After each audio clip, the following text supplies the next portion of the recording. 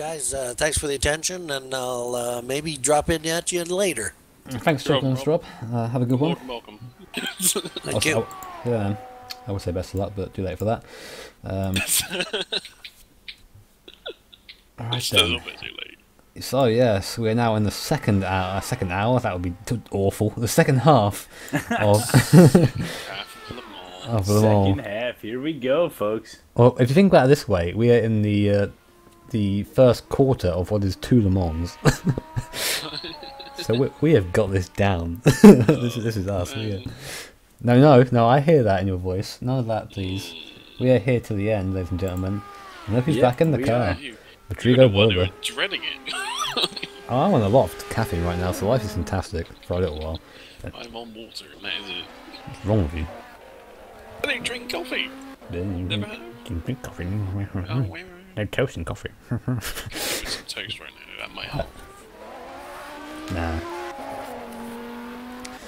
But yeah, Borba, as you would say, putting out a clinic out there. Is that what you say? Is that your phrase, Malone? Putting a clinic on out there? I don't even know what that means. Explain to me what that means. Clinic, man. It's you know, he's like running the class here. He's showing everybody what how to do it. You know, he's teaching people here. He's watch and learn, folks. Here he goes. He's putting on a clinic. So when you say putting on a clinic, I think he's offering aid to ill people. That's what I think. I heard it one time in a baseball game. Oh no! I think there's one big baseball announcer right underneath all the. Oh, like a Joe Buck? Gosh. No. I hate him. Yeah, I love. Yeah, I know who that man is. Also, I'm a big fan I know that man. of basketball. Oh, he was in that movie?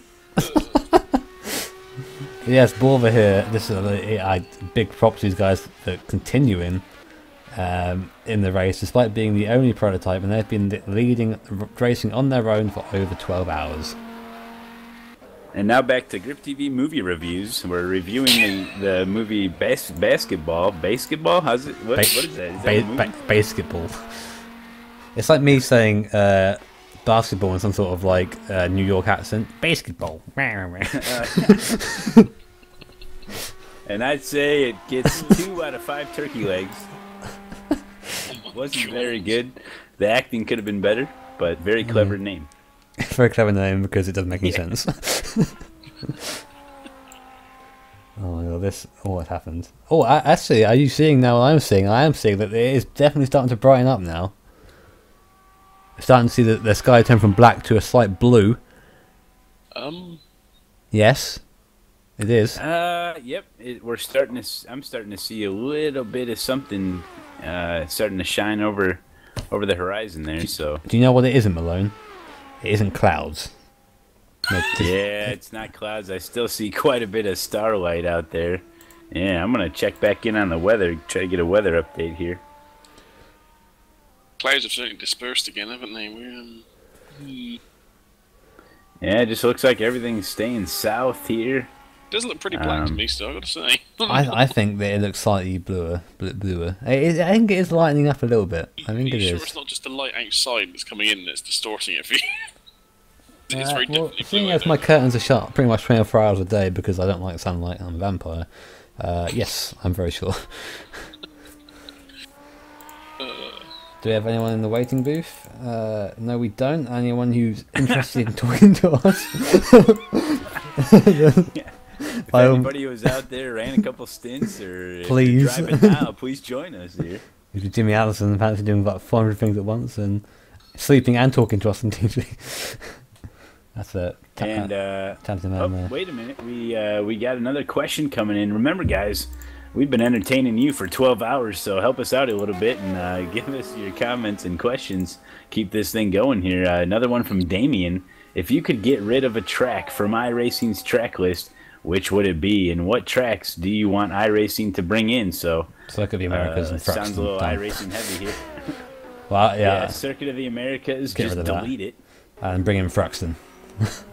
Actually, let me think about that a little bit more. I mean, I guess I'd rather delete one of the oval tracks. I mean, pick an oval track that doesn't have an infield road course or something. I guess I could do deal with that, get rid of that. I don't think there are enough over tracks actually on iRacing Malone. I think I'm lying. We have Stephen, no second name, in the waiting room. Well, wasn't in the waiting room, now with us in the broadcasting booth. Hello, Stephen. I'm not entirely sure who you are, unfortunately, so you may have to explain who you are. Who goes there? Hello. How are you? Stephen Miller. Stephen Miller for which team? You're going to have to help me out. I was the last thing I did was the team engineer for FVR for season 5. Oh, okay. So you're very much a watcher, I guess, for this season. I'm watching for this season. I raced in season 4 and I think season 3. Maybe a name you know then, Mr. Bailey. So indeed, I know Mr. Miller. I was just listening to you guys talking there to Rob, and you sound like you're running out of things to talk about. Yeah, well, we've been here for a while now, and got to try I figured that. Got to try and do that again now. That past 12 hours, so we'll get there. But at the moment, we're discussing what we would delete from iRacing for some reason. Basically, most of the tracks, not most tracks, just some of the oval tracks, I guess. And I heard you talking about what you thought. I think there was a discussion a few minutes ago about what would be a definition of a sim. So I was going to offer you some comments on that if you were interested. My definition what defines a sim? Yeah, go ahead. To me, everything that's going on right now is very much definition of it. But the piece that I'm intrigued in, because I haven't really started working with rFactor 2 yet. I've been busy with some other projects, but I'm interested in. I want realistic engineering. I want to be able to take the car and do what a real engineer would do to figure out how to set it up and have it respond, in a similarly realistic manner. Okay, yeah, definitely. That comes into play with what we were discussing with the more complicated pit crew, or so you got your setups in here, but each individual part of the race car be able to customize and do what you want with it. That'd be really neat. Yep. Yeah, that part of it, but also, when you want to, the physics of racing runs these things, and just like they use it to interpret the real car, they can use it. You should be able to use it to interpret what these cars are doing and figure out how to set them up in a more theoretical perspective, rather than just pounding around on the seat, trying to set it up by the seat of your pants. Yeah, that sounds good. I mean, obviously, sim racing isn't just over there to drivers. There are people also very much interested in the engineering side of it, and it sounds like that's where you're coming from. Exactly. There was a game, it's not really a sim, but it was very interesting to me anyway, I think it's called Street Legal Racing, where you basically had to put together a car, build a car from car parts and put it together, which is pretty cool, and you have to buy certain cars and make your car in some sort of horrible hot hatch tuning machine. But that idea, behind that, maybe implemented into a sim racing environment would be a lot cooler. I think maybe you see the suspension where you can kind of tune it and you can watch it, watch the car go up and down. Maybe have a shot where the bodywork's been taken off and you can see if it moves around. Post rig or something like that. One of those, yeah. I don't know what that is. I mean, if there's physics involved in an element of racing, there's a way to mathematically model it somehow. My technical background is in fuels, is in lubricants and fuels, and it's feasible that you could put into a game like this, the impact of different fuels as an example. Yeah, I mean that'd be that's really getting into it there. I mean, having different fuels and different kind of fuel properties, I guess. But then I think the most we get towards that is engines themselves, I guess, and turning them up and turning them down, sort of thing. But that would be something that would be that's really getting into it, like you said, really. Modelling that sort of stuff again is then getting back on what we're talking about with equipment and asking what can the CPU do, what can it cope with. How good a CPU will you need to process all that information? Well, it's not. I mean, it's not necessarily that the fuel thing could be dynamic in that the weather will affect it, that kind of stuff. But it's just a matter of you have a different fuel blends for different tracks. I mean, that's the reality of Formula One as an example. They have different fuels for different tracks because the engine can be made to respond differently to different fuel properties. Yeah, but I can imagine the everything that goes into that. I mean, there are some F1 teams pay a lot for that sort of, that money, that sort of research, and putting that into an ISI. I mean, I think it's something that maybe a modder needs to maybe go, right, I'm going to sit down and look at all these different things and give them information. Maybe they'll take it, maybe they won't. But as the kind of Twitch chat is saying, maybe kind of get everything else where it should be first before looking to the more advanced things. I kind of agree with that. I mean, it would be really cool to see those kind of more kind of niggly things addressed, because people who are really into Sims really love that, all the nitty gritty and getting into it, all the numbers and all that. But I mean, that would be cool to be addressed after, for example, the lighting is done or after the weather is done. Absolutely. Yeah, absolutely. I'm not saying that's a front end thing, but I perceived your question to be kind of pie in the sky, like what would your ultimate simulation elements might look like. I mean, if you can think of it, there's a way probably. I mean, if you look back at racing from 20 years ago or 30 years ago, which I've seen before, even 40 years ago, I went to my first Grand Prix in 1969. A lot of what's changed is our ability to measure things and understand things and put them into terms where you can understand how it works and figure out the variables and how to manage them. Just very quickly, it looks like the Target Racing GT car is possibly done. The engine is not running and he's in the wall on the outside of the Porsche. Didn't even get a camera on that before. Doesn't sound good. He does bring it in. Let's have a look. Who's driving at the moment? It's Matezo, isn't it? Matezo, yeah. Yeah, he's sitting there. Is this the same spot the Corvette got stuck in? Oh, now he's in the garage. Yeah, now we're down to 10 runners. So, come on, guys. I said 10 are over. don't all retire on me. So he's done because of his suspension. So we've had a guy go out for suspension, brakes, engine, some other DNFs. So we've seen just about everything here.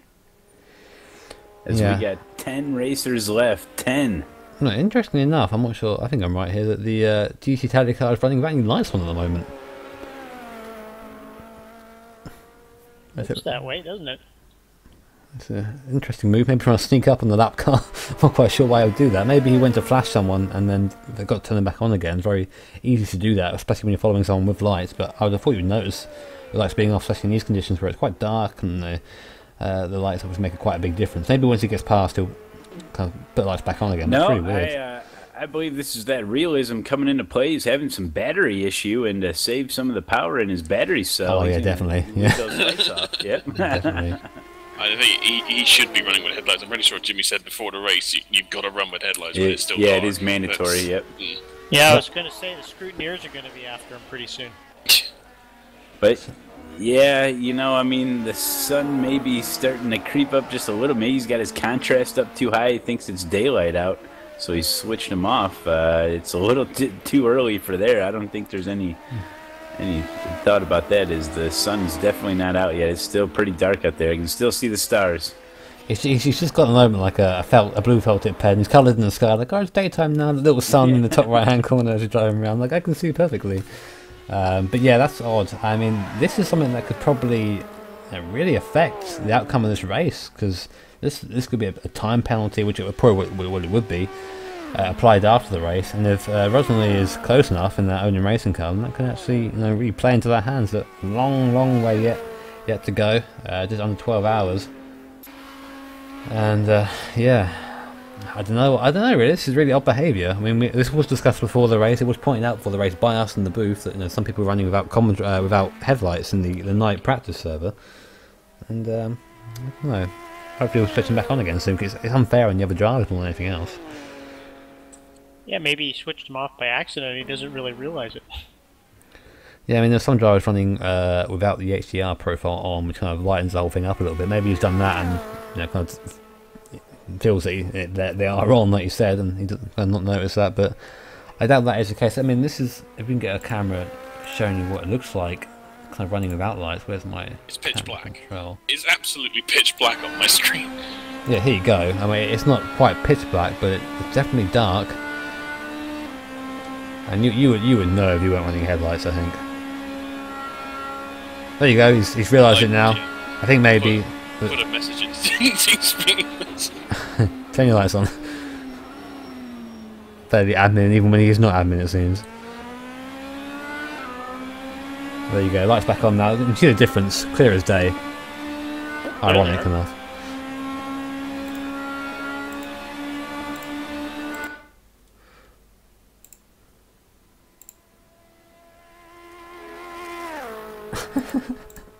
Well, you guys are doing a really good job with your coverage as always. I'm really impressed, and the rFactor 2 looks great so far. So far, yeah. I mean, I had to make sure we turn the graphics up a little bit because I keep forgetting to do that, and people moaning at me a little bit. Jimmy, the shadows aren't perfect. I'm sorry, my computer's not liking it, but it's working so far at the moment. Like I said, rFactor 2 isn't looking too bad for a change, so I'm enjoying the coverage and I'm enjoying being here. And I'm enjoying this overlay as well that we found at the last second, and Noel edited for us. It edited the colours to make it kind of more suit kind of the style of VEC, and I think it does that pretty well. So. Yeah, I'm enjoying being the cameraman here and pressing all the buttons and bossing these guys around. I mean, collaborating with these guys. It's been a lot of fun. Yeah, the overlay does look really good. We got a lot of info up there. You can see the car, the team name, the driver. Yeah, I dig it. I will say, we are now getting glimpses of the sun coming up. Told you. This is better than watching live timing because you can actually see the car number and like who's driving and what car it is. Right. One quick question for you. Does GripTV actually work on iOS devices? I'm not entirely sure, do we? I mean, we haven't said anything against not working on iOS. I mean... Because I was trying to get it to come up on my iPad before, and it wouldn't load the video.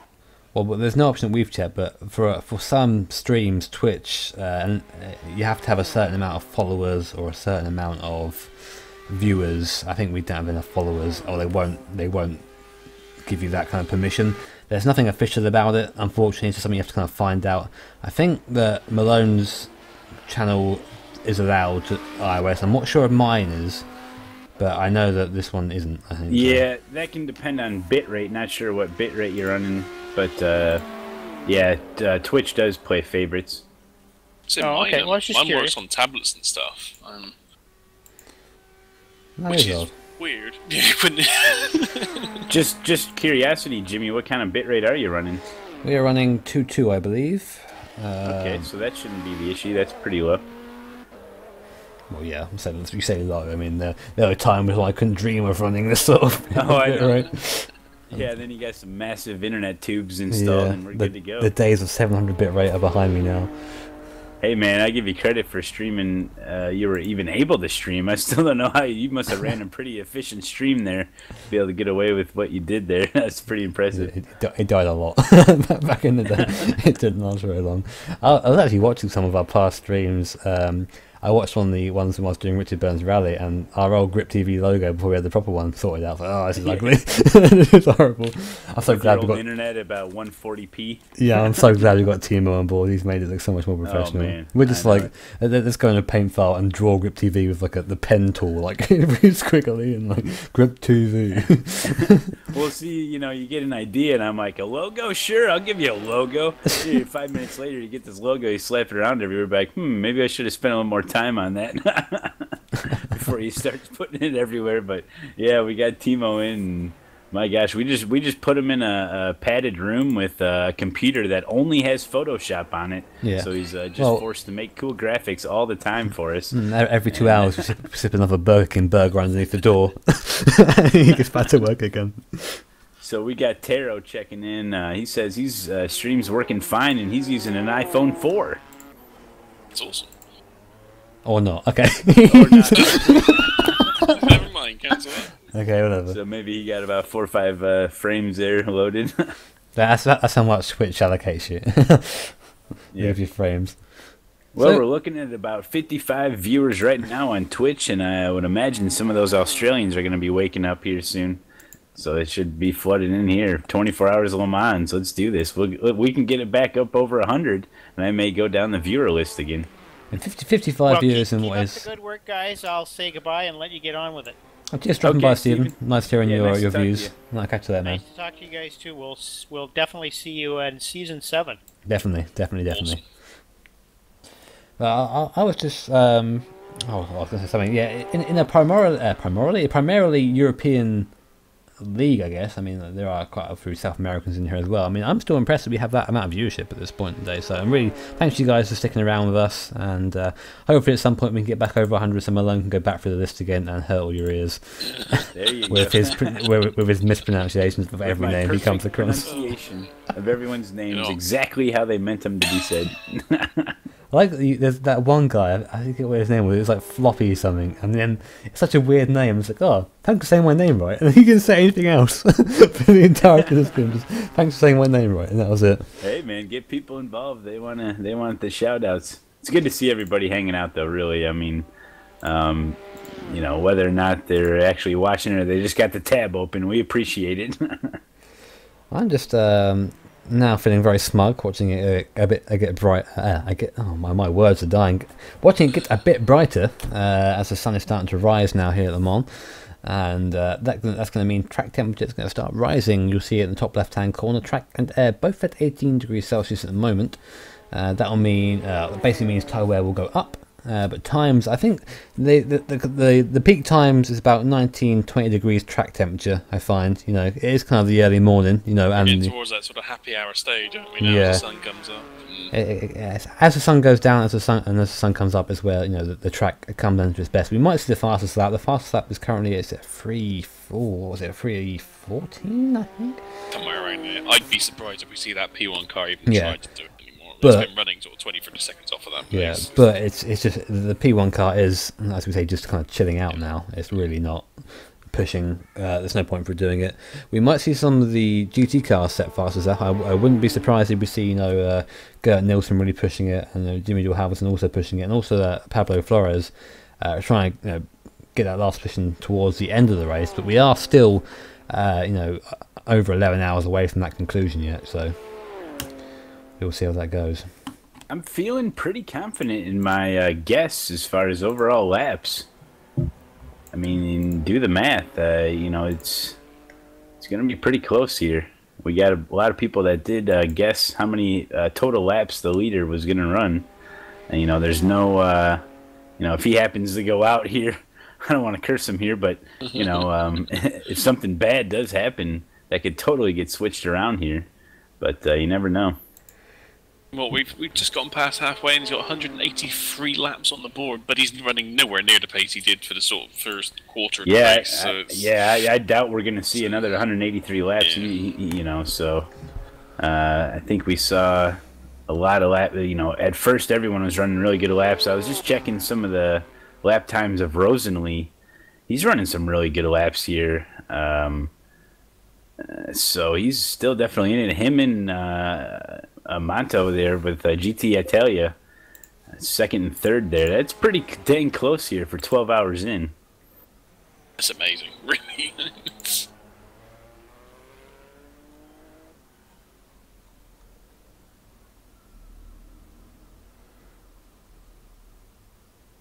See, there's definitely a lot of blue sky now. It's dark blue, but it's getting there. It's there, and no sign of rain. And I'm stamping my Not at feet. all. There are Not no clouds fair. right at all.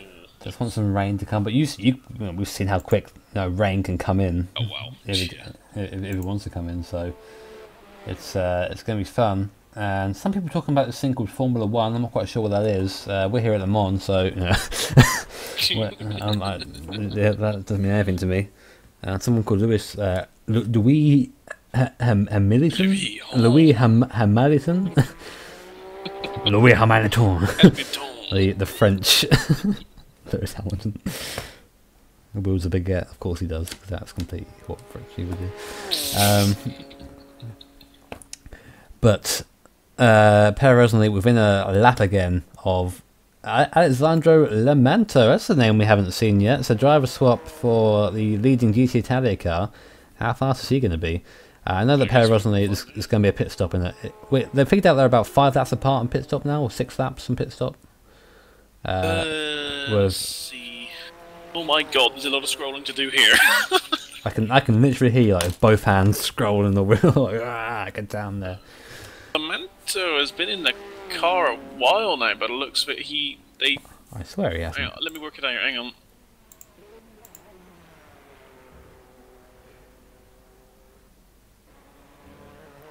Don't you be lying to me. He's actually due a pit stop. He has been in the car that long. Nah, He has also done 358s, some 4-minute flats. So basically, they have 4 drivers that can go under 4 minutes. So yeah, it's. And then the underdog almost Odin Racing have 2 drivers. You're just probably sharing a bum bed. You know? Outstanding commitment from these guys, though. Just outstanding seeing these guys out there, 2 drivers coming up now to what is going to be dawn. I can see the sun coming through my window now, and I can feel my voice going. Yeah, I'm getting to the point where I actually need to close the curtain. My body will not like this. My body's like, what is this? And it is time for me to very quickly take. Let me just have a look at them very quickly. Yeah, I'm going to take a very quick break just to go grab another cup of caffeine. Maybe some more. Opportunity to close my curtains as well. Maybe a little bit of toast while we watch Perez and we try and chase down the leader, LeMans. So stay tuned.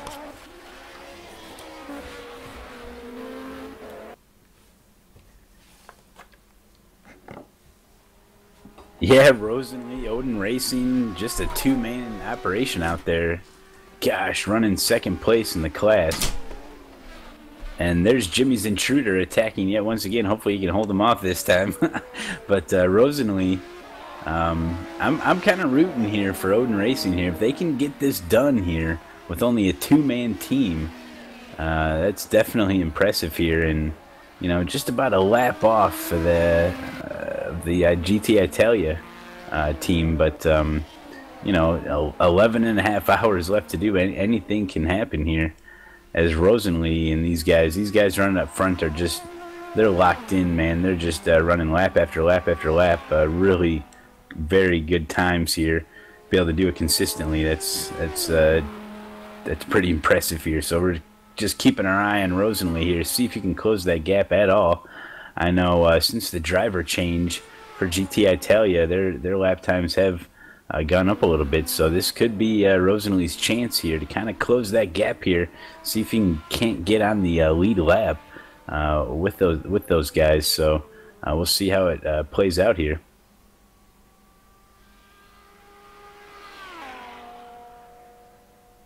Another 2 drivers here. Nielsen and Halverson are on the same lap. Lap 163 here. And they're actually only 3 laps down from the lead. And a long race like this, that's not as much as you think. And Halverson trying to do everything he can, try to get up, close that gap on Nielsen. Nielsen's running 3rd overall, third in his class, and Halverson 4th. So Halverson definitely wants to get into that podium, but Nielsen has got to keep it going here.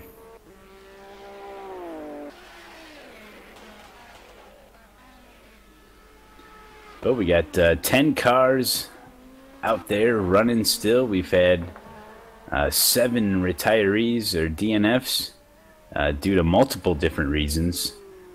We've seen a little bit of everything here. Right now, running down your board here, TT Motorsports running 9th in the class, 10th overall. Robin Toll and the Rare Endurance team running 9th overall. We know them from, had some issues early on, did some quick driver swaps, had some, I believe they had the brake issue. So it's good to see that they've kind of fixed that and they're running out there. Barry Hedrick with Can-Am Enduro running that Audi R8 and running 7th in his class here. Robert with Sim Racing PL running 6th in his class. Pablo Flores, FVR team, running 5th. That's top 5. That's pretty dang good there. And he's on that same lap as Halverson. So it's actually, you know, Halverson here running 4th and Nielsen running 3rd. It's Nielsen, Halverson, and Flores. They're pretty close to within each other here. Just a couple laps separate them. So if any of these guys have issues up front, things are going to get shuffled around pretty quick, and you're talking podium and top 5 here. With 12 and a half hours in, it's pretty tight racing here for the GTs. As Borba, the only P1 car out there for Target Racing, enters the pit yet once again here. But that P1 car has been in the pits more than anybody. They just seem to, you know, obviously they hold probably a lot less fuel, and so making a little bit more frequent pit stops there. But he's definitely very familiar with pit lane at this point. I was going to say, I just got back. The P1s have been the P1. The last time I saw it was doing sort of 10, 11 laps, and that was it. It really isn't very many at all. Yeah. And are they're switching tires every stop, you think, or I would guess so, yeah. Okay. They're going to the mediums now. I think they've been running softs for a long time.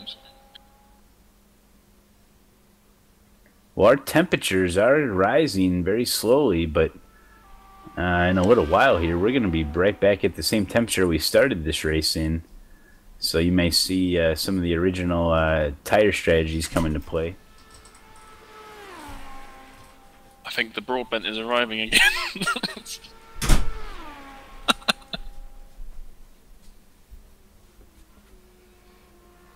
The Broadbent. The Broadbent, absolutely.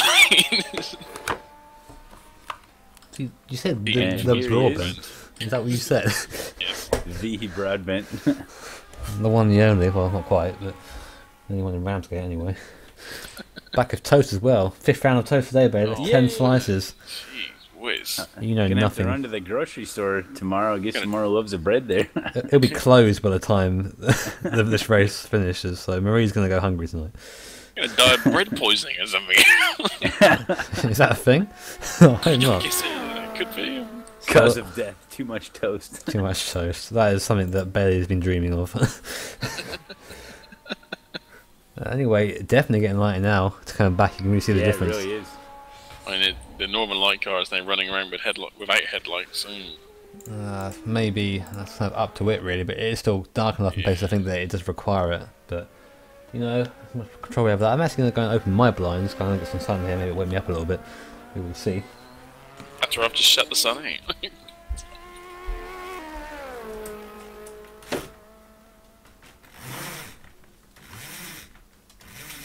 Oh man.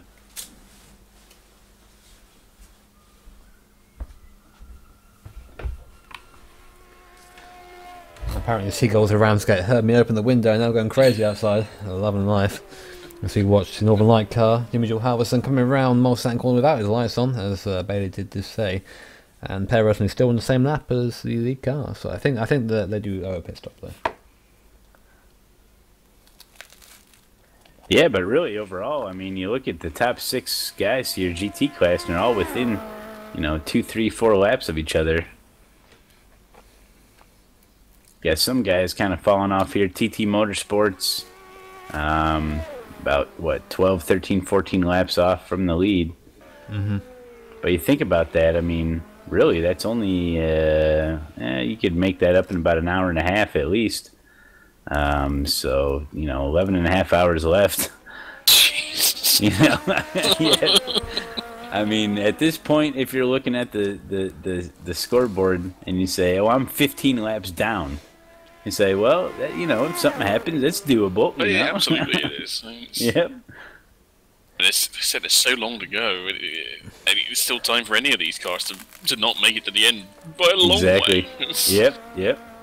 You think you completed 12 and a half hours of racing, you think, oh, we've got to be close to the end. No, you've still got another 12 hours to go. About 12 and a half hours of commentary. You think, oh, that was quite a good stint. No, wait, I'm not done yet. Yeah. Well, you know, fingers crossed the servers had a good 11 hours, 20 minutes or so of running without issues. What have you done, Bailey? Why have you said that? I was going to bring it up too. It is a long stint, though. That is good.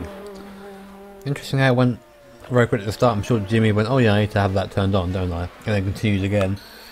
Something went down. It was very weird that it went down. Yeah, it was. the Pro GripTV timer there on the screen, showing that we have 11 hours 25 minutes remaining of this 24-hour race.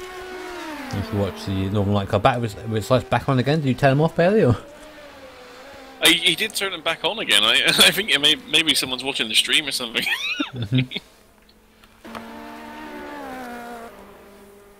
Just a quick something I need to clarify. I'm not, in fact, Jimmy Allison. I've had a lot of messages from people asking me about admin things. I'm not the guy running this. just to make sure, there are two Jimmys, and I'm the one that is doing the talking. Not Jimmy with a Y. Yeah. Not with an I. Sounds like Lord of the Rings character. Jimmy the Y. I'll take that. As I hear the word nerve ringing out across the nation. Here's our overall leader, Mr. Borber, in the Target Racing car. Just to give you an idea of the difference, they are. I can just about see how many laps that is. Let me have a look. Where is it? Yep, he is 11 laps ahead of the nearest car. Sorry, that's wrong. 19 laps ahead of the nearest car on track, which is the GT Tele car of currently driven by Alexandre Lemacho. Excuse me while I just scroll down again. Off you go. And unless there's some sort of mistake, some sort of crash, some sort of DNF, we're looking at who is probably going to win the overall race here. Oh yeah, it's certainly got to be caught on pace. I was going to say it's since Borber's got back in the car, they've been back below 320 again several times. Even a 315.5 just 4 laps ago. No, that is quick. 315 there. Properly quick. So maybe Borber getting bored of being out there to try and put in some quick laps to keep himself awake. Absolutely. Thanks.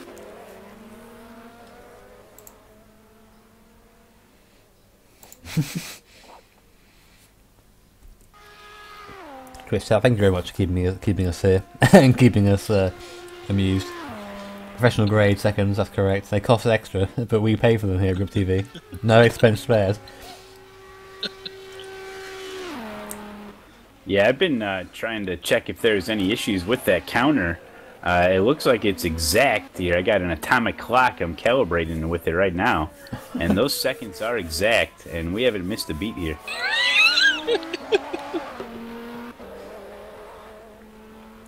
Oh, man. And that's got to that stage now where it literally is just keeping the car on the road.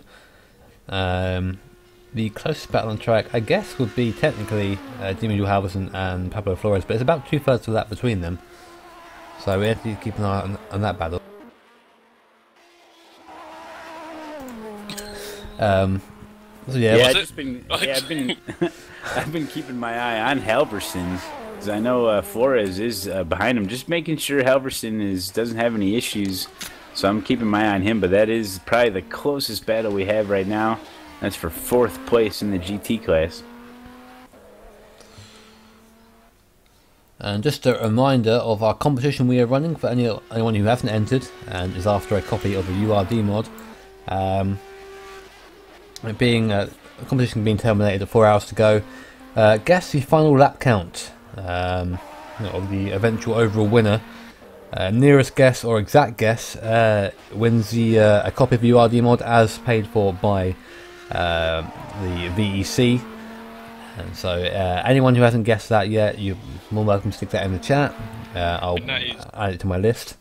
That is the full mod, isn't it, when it comes out as well, not just the GTs. That is right, yeah. And P1s, P2s and GTs. So. I'm tempting myself to actually enter that. I might actually enter it myself, actually. Yeah, I'm going to enter a number. This is my number. You waited this long, you get a strategic advantage. Yeah, here's my number right there. 310. I'm going low. Ah, I like that guess. I like that a lot. As we see Halverson coming into pit, Flores. See what kind of gap they can close here, but I would imagine Flores would have to pit as well soon. Hopefully Halverson doesn't have any issues here in pit lane. He'll be off and away here. I'm watching him. I mean, the last incident I saw actually involved Flores, or the last time between those two, where it came for an arch, and I'm not sure if the game locked up or minimised. I've seen that a couple of times recently. It seems to minimise when it fancies it, and obviously the driver left helpless for a couple of seconds, which is luckily for them happened in a very slow corner. Imagine that happened in the Porsche curves. The first section, you know, doing 180 miles an hour, well, not quite, but you know, oh, I'm going to turn right now. No, you're not. You're going to go in the wall. So, okay, off I go.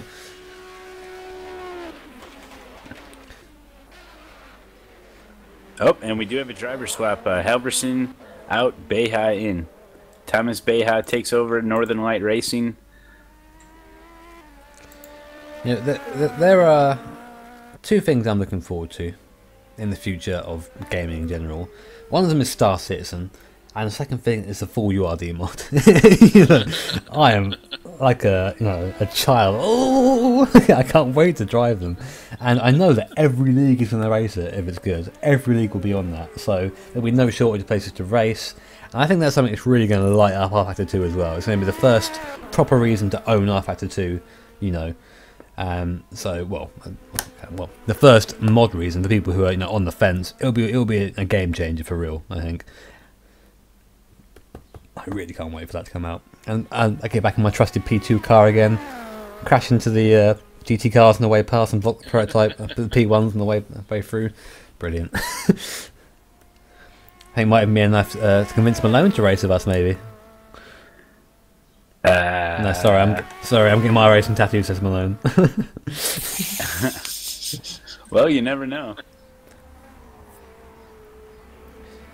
Oh, we got another guest coming in. Vindis, Mr. Martin, 379. He's going high. Going high.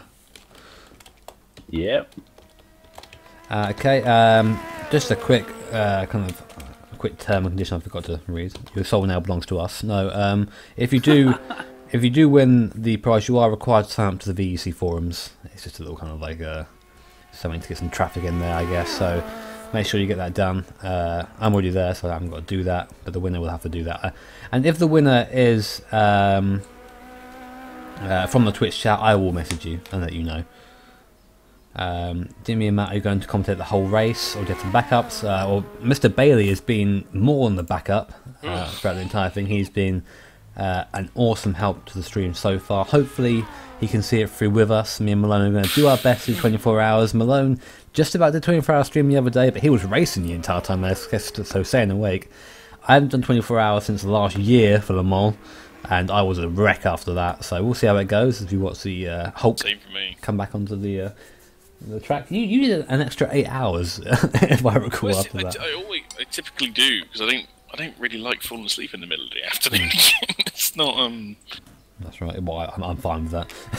And Mr. Britton asked how much is a mod currently. The actual mod hasn't got a price at the moment, but the kind of the pre-order, I guess, for the GT cars, which is what we're racing now, is £6-7. Yeah. Convert whatever €9.90 is, and your answer. Well worth the money is basically the answer to that. I hear a slow car. Oh, it's not it's a Hulk. It's not doing too well, it seems. It almost sounded ill for a second, but that's not something I guess we'd be able to determine. I think the car just sounds ill anyway, so sounds like a fart. Delightful. Has Per Rosnelly pitted yet? I don't think he has.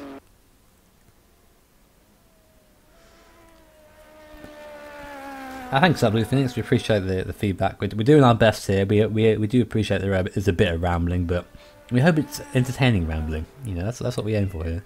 Oh. Yeah, Rosenlee has not pitted for quite a while, so he's probably due here. He'll be in soon. He has gained a couple of seconds. Nothing substantial, but 5 seconds and 4 minutes is not really that much, you know. So he'll be in the pit soon, and he'll lose that again. And probably go another lap, go back to being a lap down, but. Actually, no, guys. Being within a lap of someone is pretty helpful. Bear in mind that when if there's another red flag, which is entirely possible with this amount of time left to go, then that gap will be like having a safety car coming out on F1. That thing that we aren't sure what that is apparently on the stream. The cars will bunch up. The guys on the same lap will be on the same lap and will be right next to each other. So that 4 minute gap will be reduced to a second or so, and the race will be really on again. So part of me hopes for rain and a red flag, but we'll see. Obviously, I'm probably the Antichrist for racing, it seems. But we'll have a look. we'll see how that In goes. terms of the server, how long is actually left in the race? I obviously can't see it at the moment, my end. But, we're looking at 11.25 hours. Alright, so it's not going to be too much longer, and we'll be matching what this server ever did with rFactor 1. So, which in itself would be quite impressive, because the longest races we ran with rFactor 1 were 12 hours. So, well, we had a red flag after, what, hour and 10 minutes or so?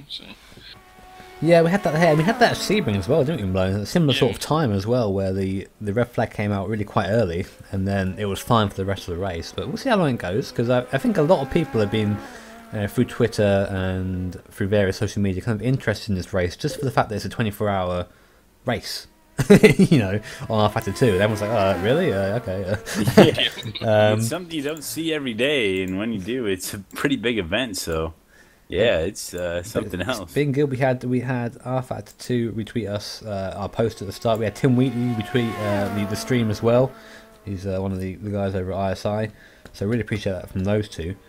And hopefully we can continue, you know, with that sort of exposure. We're here to promote rFactor 2 and any sim as much as we can. That is what GripTV is for, and that's what we'll continue to be for in the future. So thanks for hanging out with us, guys, and if you're enjoying the stream, then by all means, if you have Twitter or Facebook, whatever sort of social media site you hang out on, be sure to share the link, get people in here, and if we get over 100 views again, then Malone's going to start singing. So I haven't told him that. I haven't told him that yet, but he's going to start singing. I have to sing all the names.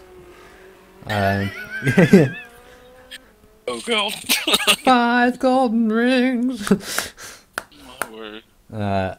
Blue Phoenix has asked, what is the longest race in iRacing? The longest race I've raced in has been 2 hours and 40 minutes.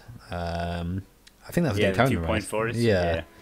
And NASCAR goes pretty long, but anytime iRacing tries to put a big event together, it doesn't seem to work, so we don't really know. Yeah, I mean, people are still sore about that. I saw your post in the forums, Malone, like, oh, swear it out, you turkeys. I was just like, okay. I'm just amazed they used the word hack. This iRacing staff said, usually our hacks work, but not this time around. For something that's like that advertised as a premium service, you don't want to use the word hack in any of your messages to your fan base / boys. And well, it's a real shame, because I wanted to see you run that, and I was looking forward to seeing you run that. And I got your rant video instead, which I loved. So we watched that. Yeah, I mean, I was excited. I mean, you know, I guess I don't have too much room to complain. I mean, some of those guys were preparing for that race for, you know, as soon as the DW12 came out, those guys were practicing. And, you know, some people took off work. Some people changed their whole schedules around just for that race. Yeah. And it ended up not going. So that's what I feel the worst about. You know, I've raced a lot of races. You know, I could care less. It's just all the community is, I guess, is what I mostly care about, and you know, that just was a big blow to him. But you know, what can you do? I guess those things happen. I end up getting really annoyed with the iRacing community for that, because a lot of them, you know, are on iRacing because they think it's the most realistic sim. You know, it has, you know, good, you know, people who are specifically iRacing based are there for a reason, you know. And yet, when stuff like that happens, they won't moan at iRacing and say, "Oh well, I'm sure they're trying to sort it out, etc." You know, and for the guys who do, you know, put in, like you said, all that practice and really take time off work and, you know, really kind of meld their schedule around it, they kind of go, "Oh, we should have done that." You know, that's your loss. It's like, what? No, it's iRacing's fault. And I don't agree with people who like demand compensation. You know, who demand like, "Oh yeah, I want $40." You know. And iRacing did give back money, which I guess was a good thing, because they did actually, you know, $6 credit. Yeah, they did sell the IndyCar based on, you know, right, but it goes into your credit system. It's not like you can pull the money out. So eventually, all that money will filter back into iRacing. But it's a gesture, I guess. Yeah, exactly. That's what I mean. It was a nice gesture for them to make. Yeah, it's like a sorry, but we're not sorry kind of thing. You know, it's yeah, I mean, think of iRacing as maybe the gateway drug from console, from Forza or something. Get you in to the PC section, and then maybe you find out about rFactor in a 24-hour race with weather conditions and, you know, all this stuff coming into play, and that's when you really get to the big time. So, yeah, you know. It's just the way it is, I guess. We'll convert you yet, Malone, don't worry. we'll get you over. He's got to start. He has the sim already, so what he's got to do is set up his wheel for him. That's very true. Just driving it, goddammit. You guys. Just don't drive. For me, I'm more stuck in like just the feel of iRacing, and I'm talking the physical feel of the wheel with the cars. I'm just totally used to it, and it seems like when I jump into, let's say, in a set of Corsa, and it just feels different, and maybe I haven't gone in and changed my settings to where I can get it the way I like it. But you know, for me, that's a big thing. Is it's like a whole nother learning curve, and trying to get used to the feel of different sims is maybe why I'm a little bit hesitant. But you know, I just really like iRacing. Yeah, I mean that's completely fair. I mean, I didn't do anything apart from rFactor for the first year of my sim racing, but like you'll find with kind of settings wise. I mean, it used to be when you go into rFactor. In the first one, you have to change the rotation, which was a pain in the ass. It really was. You have to go because it's 900 degrees for iRacing, and then you go into rFactor and it's 340 degrees. You know, but in rFactor 2, it's really good. It seems to pick up whatever rotation you're working and just works it into the game. It's fine. It's pretty much the same. So it's good for that. You can now set it in the sim itself, and you can also there's the option for vehicle set. So whatever the vehicle is designed to use, that is what you will have on your wheels. Right. Seems like a really good system.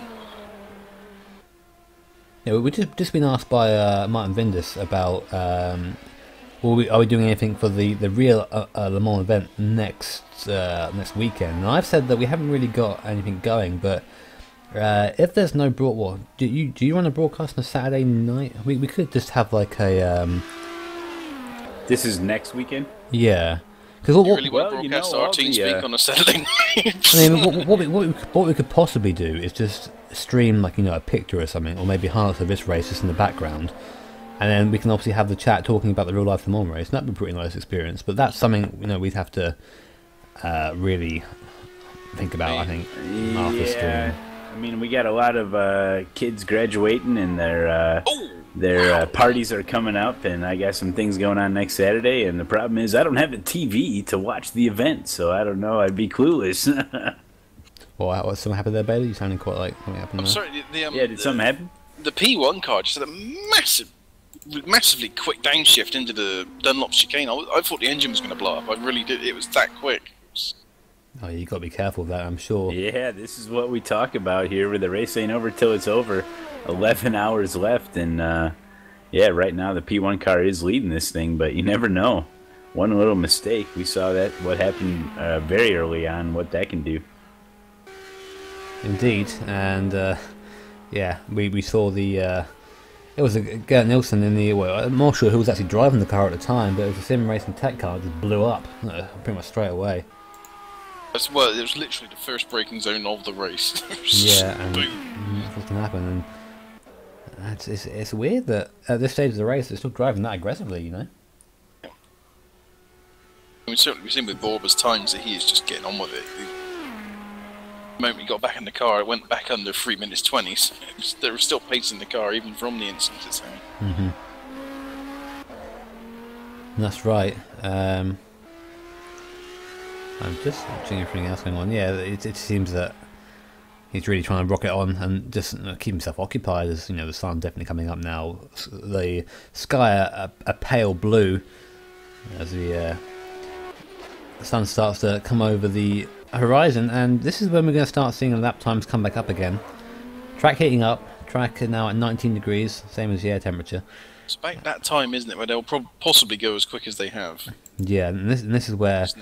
This is where we tend to get the faster laps in the real, you know, Le Mans, and saying that, you know, it's the same for the game is again awesome. You know, having that in the game as well, having that another little notch on the sim racing bedpost. Well, I've seen, you know, you think of day-night cycles, and you know, maybe people are used to different types of day-night cycles where it's really dark, and then all of a sudden, whoop, the sun's up. And then it's daytime. You know, this is very gradual day-night cycle. It's real time. It's great. It's the best I've seen. It's the best day-night cycle I've ever seen in any game. I'm sure that's something we can use a quote somewhere, can't we? Matt Malone 2014. But yeah, it is very impressive. I mean, what's really funny is sticking on like an accelerated day-night cycle and just sitting in the pits and watching the skies go whoa, go like really weird colours very quickly. There was a video actually from, I think, a Southpaw racer. You should definitely check him out on YouTube. I'll probably put a link in the Twitch chat of rFactor 1 day-night cycle, which is just as pretty good as well. Not as good, but it was pretty decent. And watching that go from day to night at, I think it was this track actually. Was it this track? Or was it the slightly older version of this track? I don't know. I haven't seen the video. But there is an old version of this track, obviously. You have seen the video. I sent it to you. The Porsche. The 935. Oh, I may not have watched it all the way through. For God's sake. That's an idea. Then just we can Minecraft up. We can make them on ourselves. Put all we can set up the carts with like redstone. Watch him go around and cheer him on like, oh, mine carts.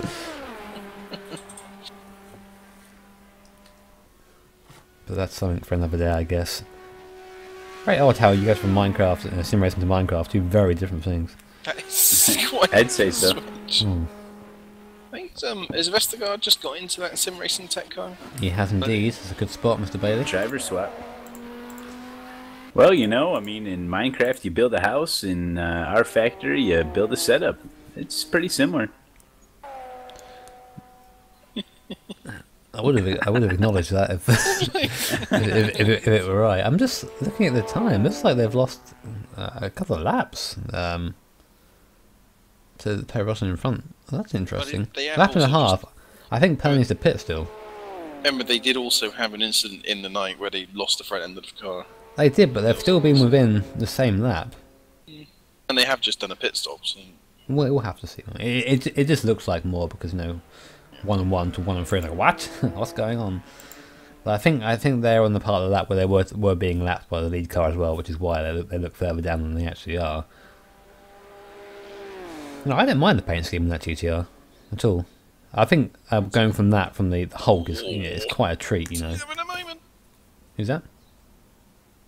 Sorry, I was just looking at the replay. Vestergaard had a massive moment coming out of the S's. Well, we saw him go for Church Rouge, and he was really quite. Yeah. He was on the curb, which is something you don't want to be. I'm sure there are people who know what I'm referencing, unfortunately. Look at that orange light on that curb. Oh, look at that. It's beautiful.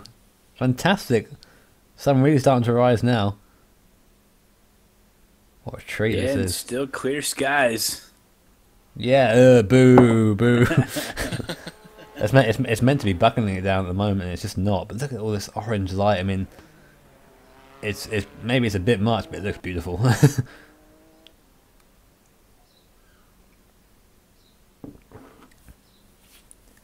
And those marshals, it's just very immersive. It is. I'm saying those marshals steadfast in their job, not even moved from their post. You see me going to get coffee, you see me going to toilet breaks. They ain't even done that. I've just been standing there for the entire race with their flags. Men. Absolute men. I think some of them even have bits of bodywork lodged into their bodies. Forget the Fanatec sponsor. We need Depends to sponsor us.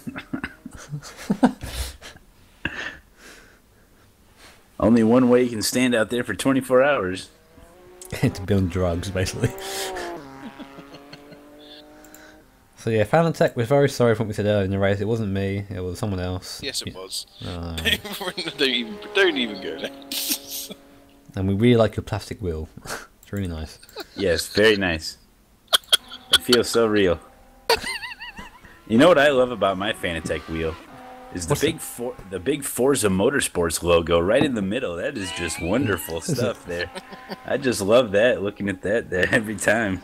Sometimes I don't use it with Forza though, and I feel like I should maybe not do that. I feel like I'm doing a wrong thing.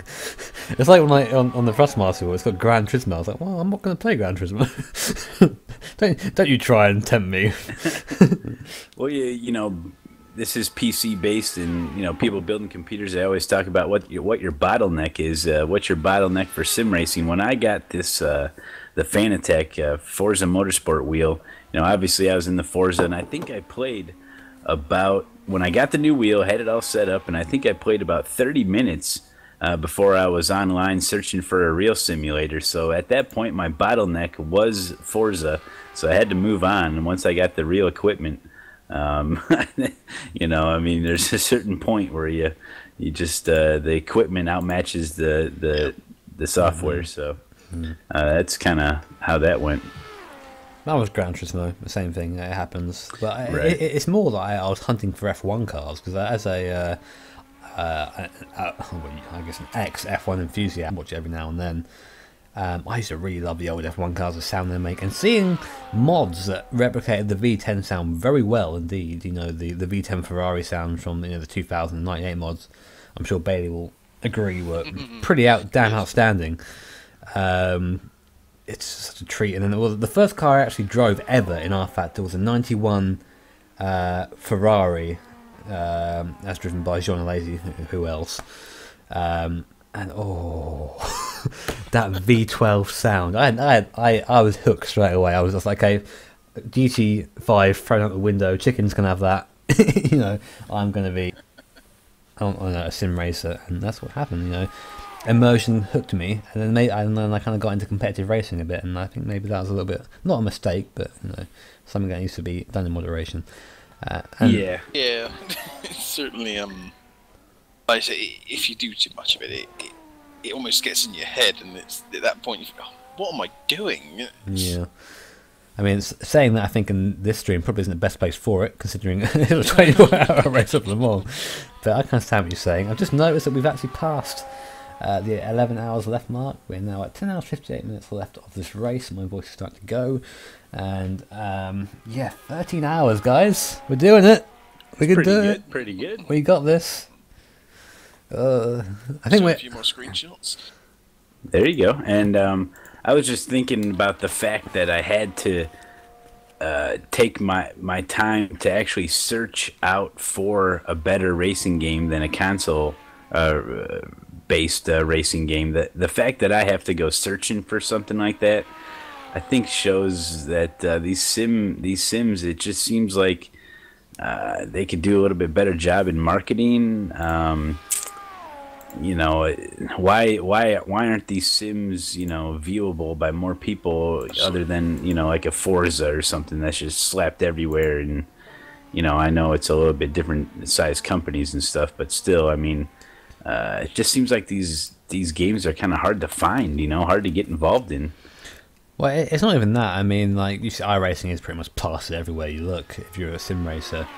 But yeah, I mean, the way that these console kind of, like I said, what do they call them? They call them Sim-K, don't they? Or sim-like games. I think it's probably more of a real thing. They're marked as like, what does Ultimate Driving Simulator or something like that for Gran Turismo? I think that's their like tagline or something along those lines. Oh yeah, the Ultimate Driving Simulator. Yeah, whatever. It brought a lot of really cool stuff to console, which is awesome, but it isn't. It isn't what it says it is, and it kind of it's like saying that Call of Duty is like some awesome kind of military strategy game. It's not. You just run around with a game and with your solid gold P90 and shoot running and gunning. Yeah, like I am invincible. Yeah, good luck trying that in the real world. But that's pretty much what Gran Turismo is, and what Forza is. And for those games, I prefer Forza because they just do it a little bit better. I'm sure, as everyone knows, I'm an absolute whore for sounds in games. I love sounds and how things sounds, and Gran Turismo just sounds like kind of various items in blenders. Let's be honest, it's awful. Yeah, it's like, well, I'm pretty sure they get a bit of paper that says S2000 and put it in a blender, and that's the S2000 done. Done. Bit of paper that says like Mercury Cougar. Okay, there's a Cougar done. Like, that's pretty much how they do it over there, Polyphony. So, anyway, we're getting a tiny bit off. Tiny bit off subject here. We're talking about. We've been more off topic than this. We have, but maybe here you go. Groovem's in the Twitch chat. asking a question: how are driver swaps? Are driver swaps built into rFactor 2, or how are they handled? Is it an add-on? Is it a mod, or what is that? Yes, they are. They're built into rFactor 2 as part of the game, so no mod required. And I'm not sure about rFactor 2 because I haven't actually done any driver swaps in this yet. But in rFactor 1, what you do is you join the game in Spectate, so you'd be watching the game like we are now. You would then get in the car with the person by pressing a button, which I think it's like E or something, default. I forget what the actual command is, but it's to kind of get in the car and ride in the car with someone. The other person will then see that you're in the car. They get a message saying that the guy is now riding with you. And in that pit menu, they would select you as a driver. So they're having the pit here. Okay, I'm going to change tyres, add fuel, and I'm going to change driver to the guy who's now riding with me. And I guess we'll use Bailey as an example. So we come into the pits, we then wait for the driver swap to happen. Now, in rFactor, it was imperative that both drivers stayed in the car until the other guy had control and was driving out the pits, or at least in the first sector. We always left it to the first sector just to make sure. Otherwise, you get what happened to a situation that happened to Rob Berry earlier in his team, where the AI just stole the car. Skynet took over. Yeah, Skynet came and took the car. Bit of an rFactor 1 thing, and that used to happen in rFactor 1 as well. And then that would be the drive swap complete. The other guy would leave the game, and then that process would repeat throughout for each person. I mean, we've seen quite a few driver swaps come out today. I mean, there's no one in the car who's done more than 8 hours, I think, apart from either Per Rosny or Joki Amper, because those guys are. I think 2-man wrecking crew here, yeah. And doing all that and still being second in class. Oh, it's amazing, yeah. Well, I definitely learned something. So, we're looking at the thing. We see who's here spectating, and we see who's in the race. So you're telling me that when people were popping in under spectate, that those were the next drivers in line? Yes. I could have called that out and sounded really smart. It can be, yeah.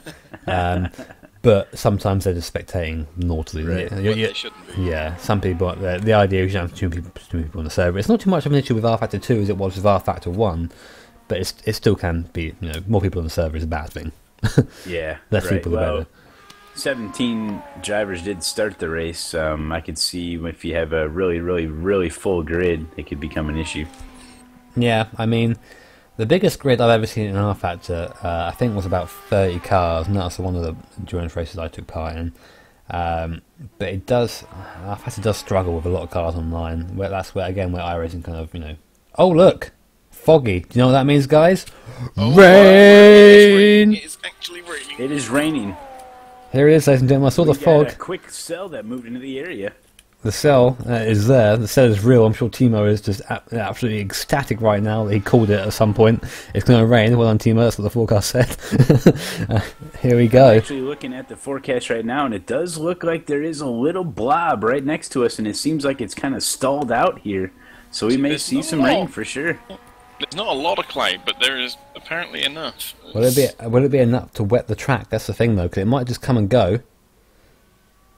We'll have to see. It could be really quick. Yeah, we'll definitely have to see. It could be something small little downpour. It could clear up. We'll keep our eye on it.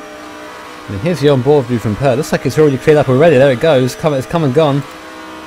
Well, so it's still raining around the Porsche, just coming out of the Porsche curves. Sorry, it's raining still, but so big. I don't know. It's difficult. It could be raining on one section and be clear on the next section. It just seems like drizzle at the moment. It doesn't seem like much more than that. But you can hear it, and the fog's cleared up though, so it dictates that it's not going to be some sort of massive thunderstorm. But now it's back again, so obviously the plug-in. I'm telling you, it's different parts of the track. The track's so big, we're seeing different weather on different parts of the track. It does seem that way at the moment, so this is going to be very interesting. How long is it going to take for that track to become dry, and what kind of strategies are we going to see? Do you think? Are we going to see people attempt to come in early now and call it, or are they going to just Oh, first place. GT car out. DNF. Oh, no. Oh, what? Did you see? Can we get a replay? There's no incident, I don't think. Well, yes, there is. Off track. Maybe. Oh. Rewinding. Looks like there might have been an off track. Oh my Jesus. Oh my. This happened a long time ago. Oh my rain. We've missed that. We were too busy excited of the rain to miss the fact that the first place GT Tally car has now retired. What happened? Yeah. Well, whatever happened, it was in the S's. I don't know whether it's a disco or if he has actually crashed. Well, my incident said that he went off track and then DNF'd. Same time as before. The reason in rFactor itself it only says DNF. It doesn't say there's any damage or it was an engine or whatever. So that DNF has typically been disco so far in the race, but whether it is in this case, I'm not absolutely sure.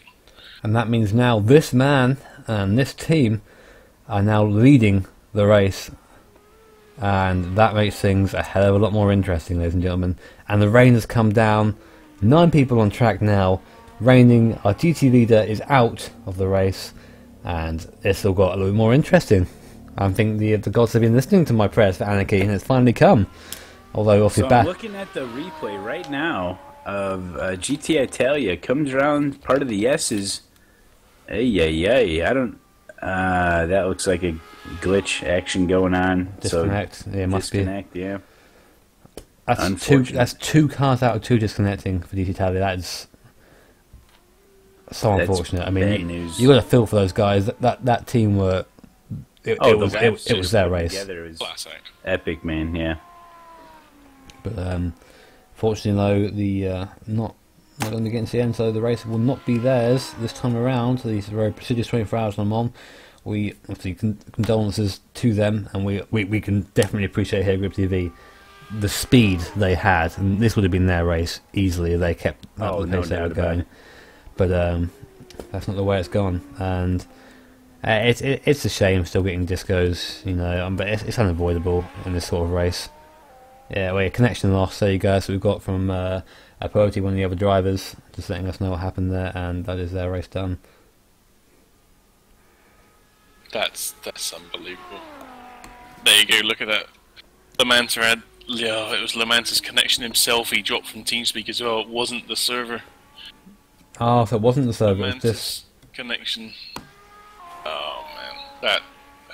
And that is where maybe the rejoin is a little bit. You know, this race is maybe going to be postponed until the rejoin was done. Jimmy decided to run it anyway. You know, maybe. Honestly, I feel it was. I didn't feel that was the wrong decision. You had people have already made their preparations of getting time off work, and when they'd be able to do it again, would have been tough. Mm-hmm. Very true, but very difficult to you know, get that right. This is very difficult to see, and now we're starting to see the first little bit of spray. Yeah, the first signs of spray now being kicked up. The sun's really low in the sky, and we're getting that kind of mist coming as well. I'm sure very difficult for the driver to see out there. We'll see if we can get on board camera with our new GT leader. Looks so bad from the cockpit, actually. Yeah, here's the spray coming up. There is definitely spray now, mate. Yeah, it looks alright. Looks worse on the trackside cameras, I think.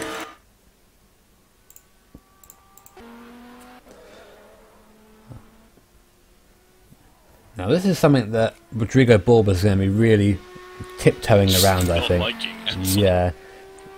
It's not going to be something, you know, they need to be clean, they need to be concise, and really make sure they don't make any mistakes.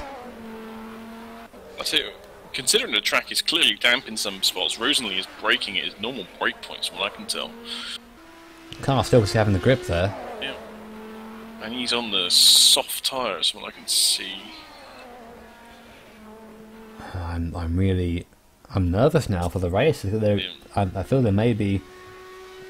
I guess I don't know what to say. Maybe calm it down. I'm not a team manager, so I can't get into that. Guys, calm it down. We're getting off tracks. Reported.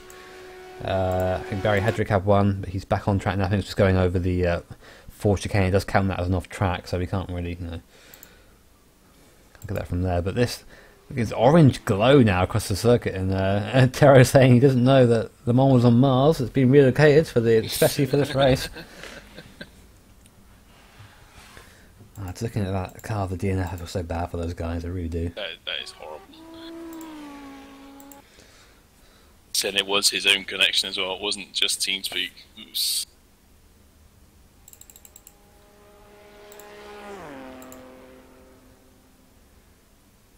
Yeah, he's not come back yet, has he? No. He lost connection again to TeamSpeak.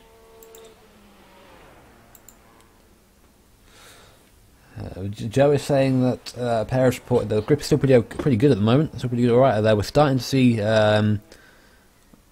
spray being kicked up though, so maybe we're going to see maybe some people coming in for those wet tyres. The intermediates don't really do much. There's it's very hard to make the intermediates work. I mean, maybe it enters for a lap and back in again, but I don't know if that'd be worth the time.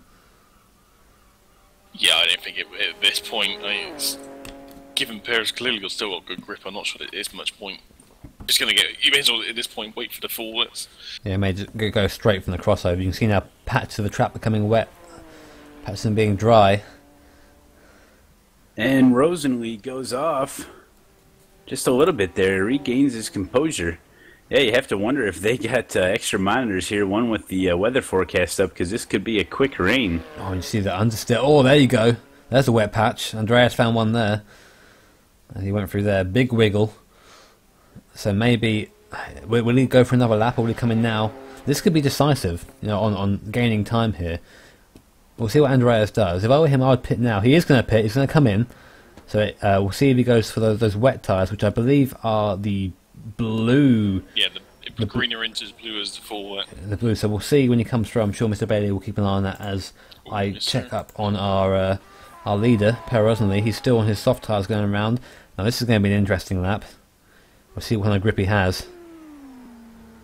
He's really the forest is alright. This is where the grip will run out a little bit. He's okay. You can see that the track's starting to develop a sort of shine on it now, seeing that it is definitely wet. Full wets for the sim racing tech. Oh, Rosenly had a big moment for Tertre Rouge there, just keeping it under wraps, and now he is going to lose time all the way round to the second place car of Andreas Vestergaard.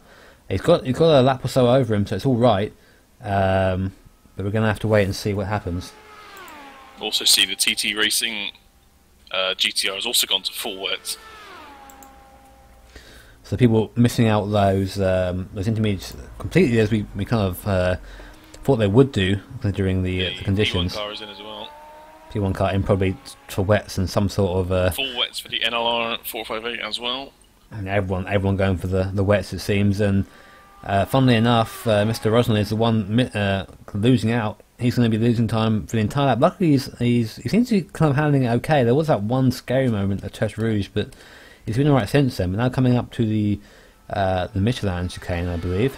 There still isn't huge amounts of spray. There's some spray, but it's not. It doesn't look that bad. Oh, he looks like that looked pretty good still. But the exit. There you go. There's the wet bit. He found it on the exit, didn't he? He found it. We'll go on ball with Per, shall we? You can see now visibly how the track is damp, getting those tree reflections coming off the circuit. And coming up now over the rise, over the little crest here, staying on the dry line as much as you can. You can see it very small, kind of on the going down now to the Mulsanne corner. Gets the car slowed down. Oh, understeer a little bit, but he's all right. He seems to get around. Had a bit of mid-corner understeer there. This is going to be the really tricky bit now, getting slowed down for Indianapolis.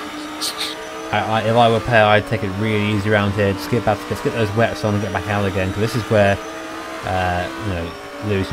We say he's looking all right, but he's still 9 seconds down his best lap, showing that it's definitely slippery out there. Here we go. Slows it down.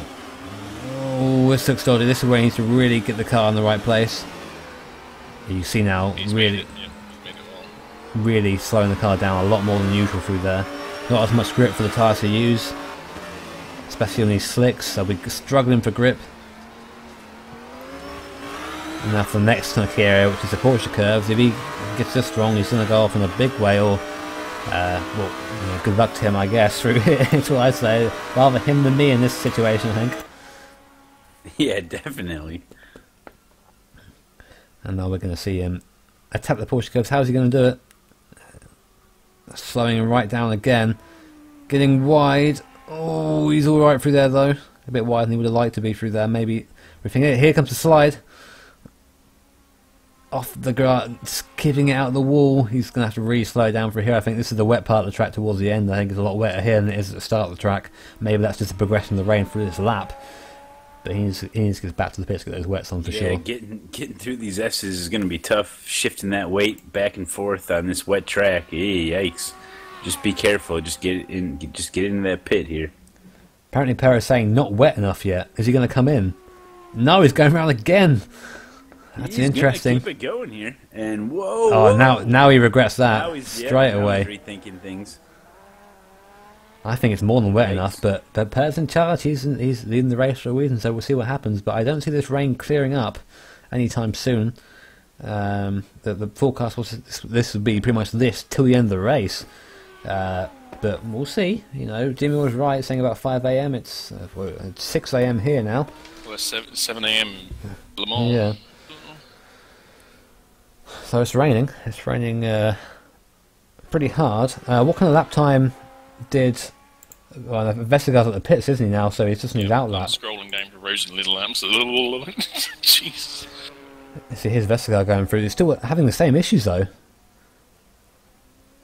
Vestergaard, 418 right. He had that pit, but 402, 401 there. 422 for Rosenly last lap. Oh boy! Yeah, but look how how much more planted. It's more of a safety thing at this point, I think. Rosenly into the wall there. Tapped the wall. It is definitely wet enough now there. Well, yeah, I think that maybe based on nap time, maybe. Well, the fact he's just hit the wall coming out of the power is just, now it's not worth the risk. I mean, this is a difficult thing as well, because you can't really lift going down this part. You need to give it all you got, and then the braking for PlayStation is going to be where you find out what the car's actually made of. He's braked really early there, and I'm not surprised at all. Oh, there you go, mid-corner slide. I wets this lap, definitely. I mean, I can't see him going another lap without going again. I want to see Vestergaard go around and put in a lap, and we can see the comparison then. Or what we can do is we'll get up a little widget. Where's our widget? I love that word. And here we go.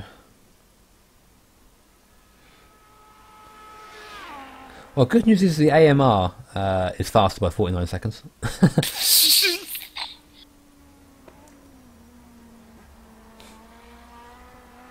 Let's bring that up when Vestergaard crosses the line, I think. Vestergaard just looks immediately so much more stable. Yeah, look at him. Look at Rosenly coming out of the Michelin chicane now, just fishtailing out of there, really trying to keep it. With the lead he's got, there's just no in this. Absolutely none at this point.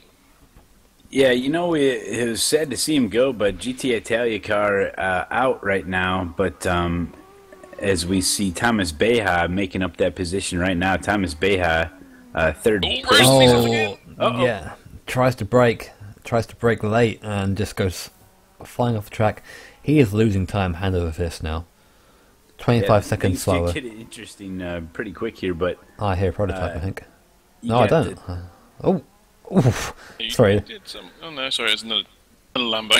Yeah. Well, you get TT Motorsports and Rare Endurance there. They're, about 12 laps back still from GT Italia car. And then you got the crazy weather here. They got to be able to keep it together, keep that car out there. And if they can run another 10, 15 laps, they will gain a position. So, it's another position here. Keep it going. This is what happens, man. We got 10.5 hours left. Who knows what else is going to happen here, Yeah, and it's rain time now. Yeah. It's rain time. And the car behind, I think, is on wets. And is that the rare car behind we said there? I think it's the rare car behind, and I think they're gaining on Per Rosenly, which shows you the difference in pace now. See, the rare car is slower than that Odin racing car, but just having so much easier of a time out there. FVR, sorry. The FVR car, yeah. Sorry, FVR. So that's the 5th place car at the moment, I think. It is on full wets. On full wets, and just reeling it in. And now this is where personally have to be so careful. We saw him last lap almost get into the wall on the outside here. Let's see how he takes it this lap. Be really slowing down. You see the downshift nice and early on that inside.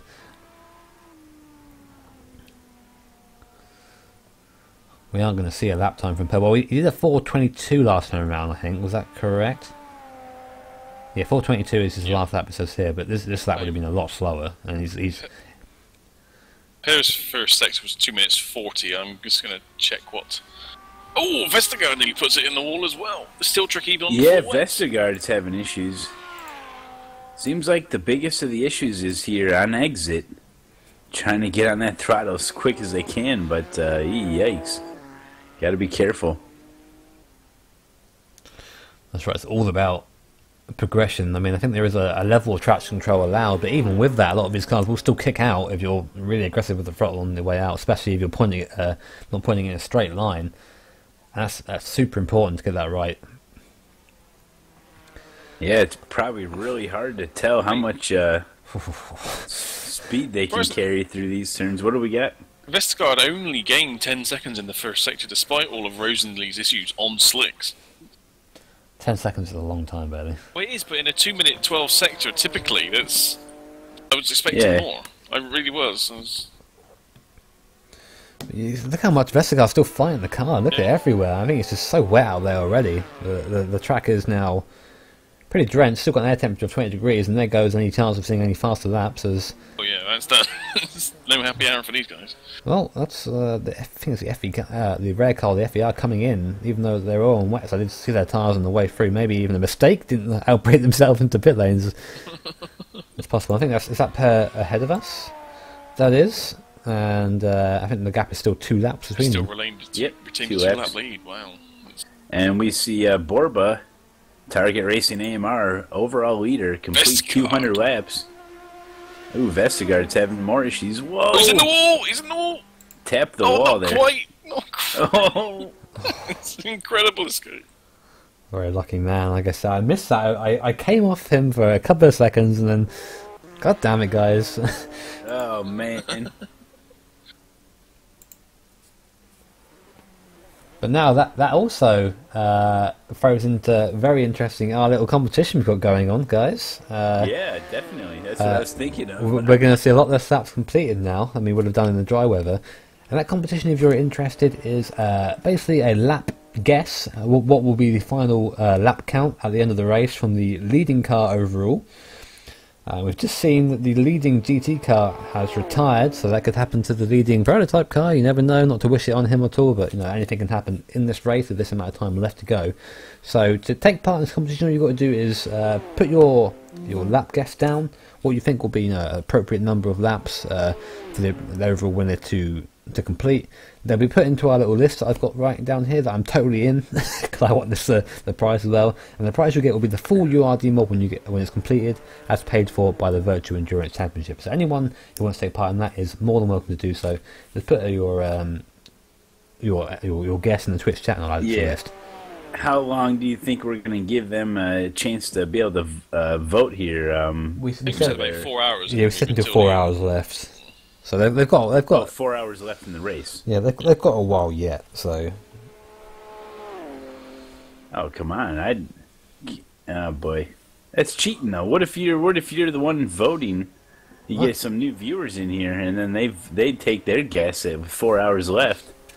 They got a better chance, don't they? That'll be all right. My guess is at like 12 I say or whatever. give 10 more minutes. Get your guesses in. That's it. Malone's feeling sore, isn't he? Like, well, now I'm thinking my 330 is definitely really high here. 201 is the lap count for the prototype, and that is the leading car so far, yes. So that's the one we're looking at the moment. See, what happens if the prototype retires? Does that lap count get reset to the GT car at the top? It's whoever wins overall. I think whoever has the most laps at the end, I think that's how it should be. Yeah. On the ticker. Yeah, that's what I meant. Yeah, would that be reset? That'd be interesting. It may just hold. It might hold it like whatever it is until the GT car surpasses that number of laps, and then it'll start counting again. Mm-hmm. Something kind of that's interesting now is we have 3 cars on the same lap. We have the Sim Racing Tech car we're watching now. We have Thomas Behar and Northern Light car, and the FBR car, which is currently actually aquaplaning off into the grass in 4th place. So these guys are all within the same, all in the same lap. Where is Thomas Behar? He is a while away. And in front of him, So the closest battle on track, I think, is between Andreas Veska and Thomas Behal. There's about a fifth of a lap between them. So we'll see who's better equipped in the wet here, shall we? Yeah, the differences in lap times are definitely going to be a little bit more dramatic now. So any gap that we see will be either increase or decrease a lot quicker than we're used to here. Seeing Fleszynski lose it in the second chicane. Just a little spin, but really struggling for grip out there. Yep, I had this yesterday in my my own race I took part in. It was the where did I put that? There's the Can-Am R8 has its second impact with the wall at Tete Rouge in the race. This time he hasn't lost a wheel, but he's just lost the front end of the car. Oh. And it sounds like Jimmy's collecting as much coins as he can. Do you plan on swearing up a storm here soon? I was trying to find something, and I was like, oh, I think I put it in the box. I had to go and find it. We're going to have to put you in the box. Uh-oh. Oh dear, but I was saying something. It's slipped out of my head now. I guess that's the effect of no sleep after this amount of time. Something about rain. Something about gaps. It's raining and there are gaps. There you go. Well, yeah, I think that the Northern Light team is going to be one to watch, and they're actually faster than the last lap by 2 seconds.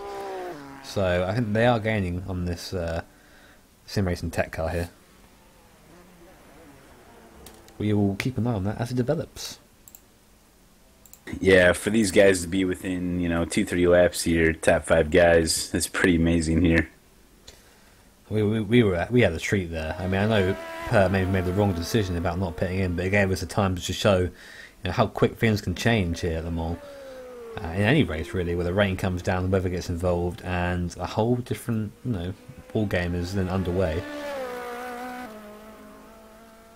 Really enjoyable.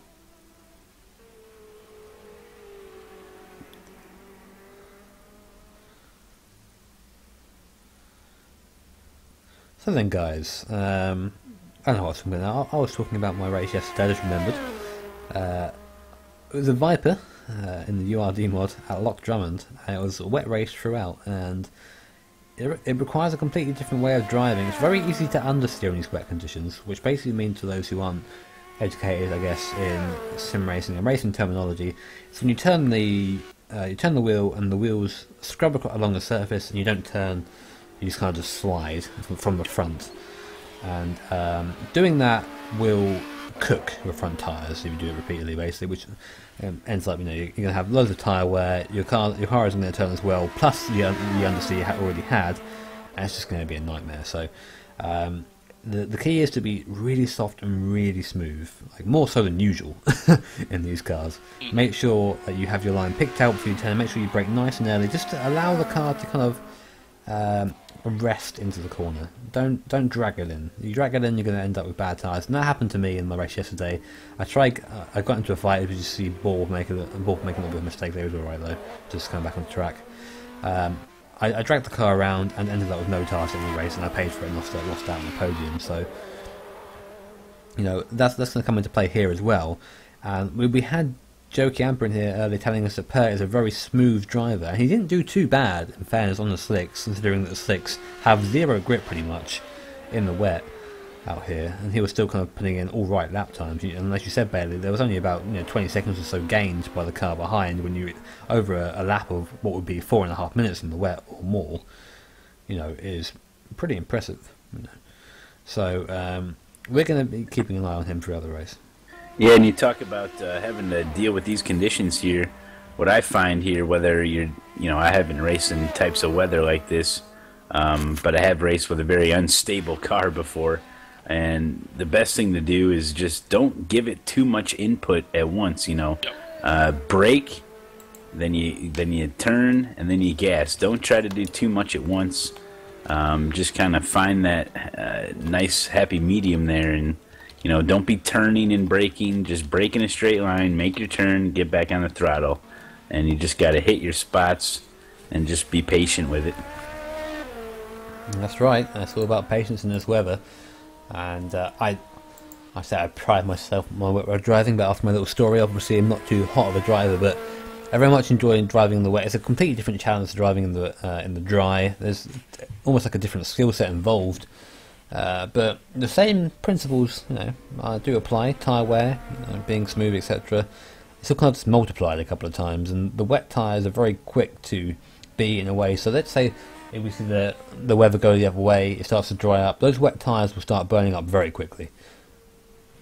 So it'd be really important to get that. It doesn't take a lot to burn those wet tyres. Even the bit of testing we did in the wet server the other day, the fronts were crippled after a few laps. It was incredible. Mm-hmm.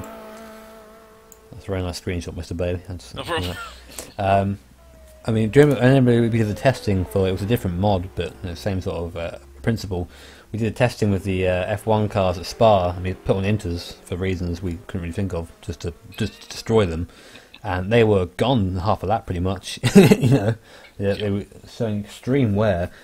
If you get caught out, if you decide to, if Per Rosen did what he did on the wet tyres, they did in the slicks at the start of this kind of rain.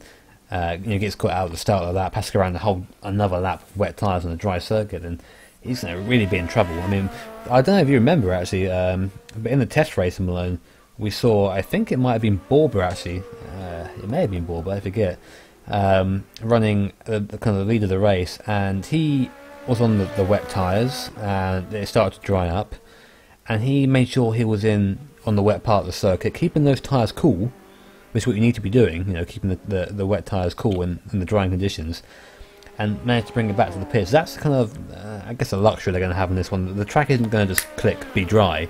It's going to dry up gradually, a dry line is going to emerge, and you have the option really to run that line or not. And if you're still running on the wet tyres, or even the intermediates, which no one is out there, but just an example, you're going to need to stay in the wet. You're going to stay in the wet, make sure you're keeping the tyre temperatures down as much as you can, before you can get back to the pits and switch over to something a bit more appropriate.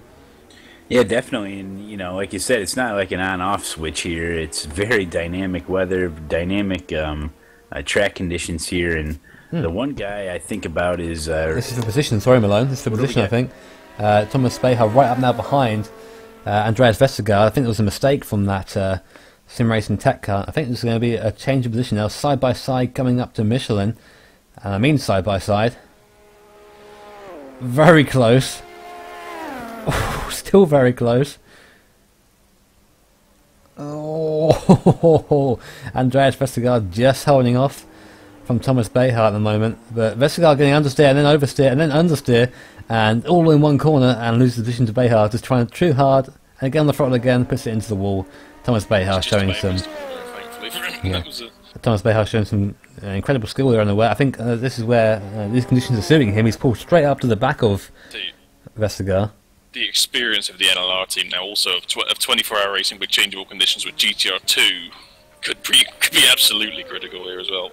And now he is second place. Next car at the road, obviously, Perez only 2 laps in the lead, but like you said, these NLR guys very experienced. We saw them in the last race do very well. Unfortunately, due to mistakes and hardware issues, we had the downshift issue for the lead car at the time. They didn't come across the victory they should have done. I did say at the start of this race that NLR will be someone to watch out for. So we'll definitely keep an eye on that as that develops. And bear in mind, we have... Oh, where's my timer right now? Do I dare look at this? We have 10 hours, 22 minutes remaining. Yes, I know. And if the conditions stay like this, I can't see why, they couldn't catch Perez in that guard up front. Yeah, and the reason that got to be really a close battle there was Vestergaard did have some issues, and as he was getting back onto the racing track, this happened before the guys were going side by side there. TT Motorsports was coming by, the Green Hulk, and that was almost a bad issue turned worse. But Vestergaard was able to keep it, on the side of the track there, and then, the battle ensued. But that's what led up to that. That's right, ladies and gents. And just a reminder, we are here to answer any questions you dare pose to us. You can ask some questions on Twitter at GripTV Live. If to our Twitter or in the Twitch chat, and we'll do our best to address them. Or if you have any comments or insight into the race you want to share with us, then by all means do so. We are here to entertain and be entertained, so give us your best shot. Yeah, we want to hear from you folks. Please. Yeah, man, I'm doing some screenshots and stuff for the various social media outlets. That's right. Bailey is more of a social media whore than he care to admit. He'll get there.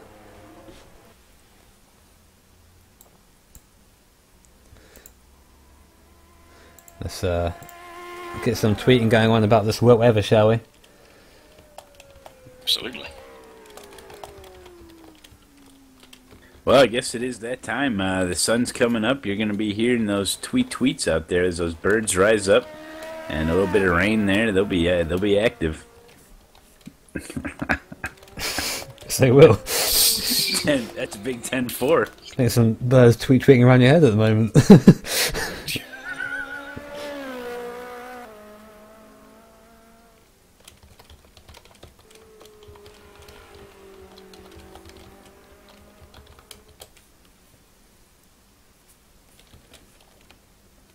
Yeah, and in case you guys miss it, I know some people are probably just jumping on now. What is it? It's early morning for Australians, I would imagine, or midday for them. No, it's night, isn't it? Yeah. Who the hell knows anymore? We may be having some new people jumping in on the Twitch here. If you guys missed the beginning of the race, head over to GripTV Live YouTube, and Part 1 and Part 2 are there. So you can, bring it up in another tab there. And check out how it all got started here. That's right, and that full race will be uploaded to YouTube, which actually reminds me, how long have we been running for? Well, we got another 19 minutes or so before we chop it up so we can get that nice and organized for you guys on YouTube. So another 19 minutes or so, and we can do that. That's right. It looks like, I'm not sure. Is the guy either being caught? I need to check the lap times, I think. Mr. Bailey, would you care to do the... I know you're doing stuff. Mr. Malone, would you care to do the honour of checking the lap time of the Pale Rosalie car, the Odin Racing car? Yep, we'll take a look-see right now. So 4:58 best time was a 4:27, or last was a 4:27.9, running in those wet conditions. 4:24, 4:27, a 5:14 in there, so... yeah, definitely the wet conditions playing a role here. Wow, so really inconsistent lap times. Well, yeah, I was just going to say, not consistent at all. You know your lap times are going to suffer, but, you got to be able to find some sort of a rhythm out there. It's going to be tough. Well, we have Blue Phoenix here. Question for us at GripTV Live. I'm sure Mr. Bailey can listen in and pretend to answer. Yep. I am trying to get into sim racing, and I'm wondering what is the best advice for someone trying to start out. Trying to start out, I guess, what I would say is that sim racing and the community can be almost quite intimidating, almost. But everyone in the community is super nice and super awesome, pretty much, bar the usual nut jobs. There are various forums, to recommend, I guess Race Department would be a good place to start. There's a lot of stuff going on there. A lot of racing going on at Race Department at the moment. That's a really good place to kind of get started. There's iRacing, which pretty much runs itself. But if you're looking, just to kind of hang out with people, then maybe check out the forums of ISI forums as well. They're good for rFactor, rFactor 2. That's what you want to do, kind of the software and the kind of the racing side of things. As for hardware, you don't have to start off with the best wheel in the world. My first wheel I ever had was a Mad Catz wheel for the PS1 with no force feedback, obviously, like Mr. Bailey over there. And I used that Formula 197 from the edge of my bed, and then pretending my bed was a racing car afterwards. So, really, it doesn't matter how you start out as long as you have the passion for doing it. It's not something that I'll say, oh yeah, get into, for no reason. Really, just drive it if you want to drive it, and then never feel pressured to sim race. Just do it if you want to do it. It's sim racing is so different to anything else you'll do on a console or whatever. It's just a lot. Seat time. Seat time is so critical. You just to learn the mechanics of the sim and how it all works is so.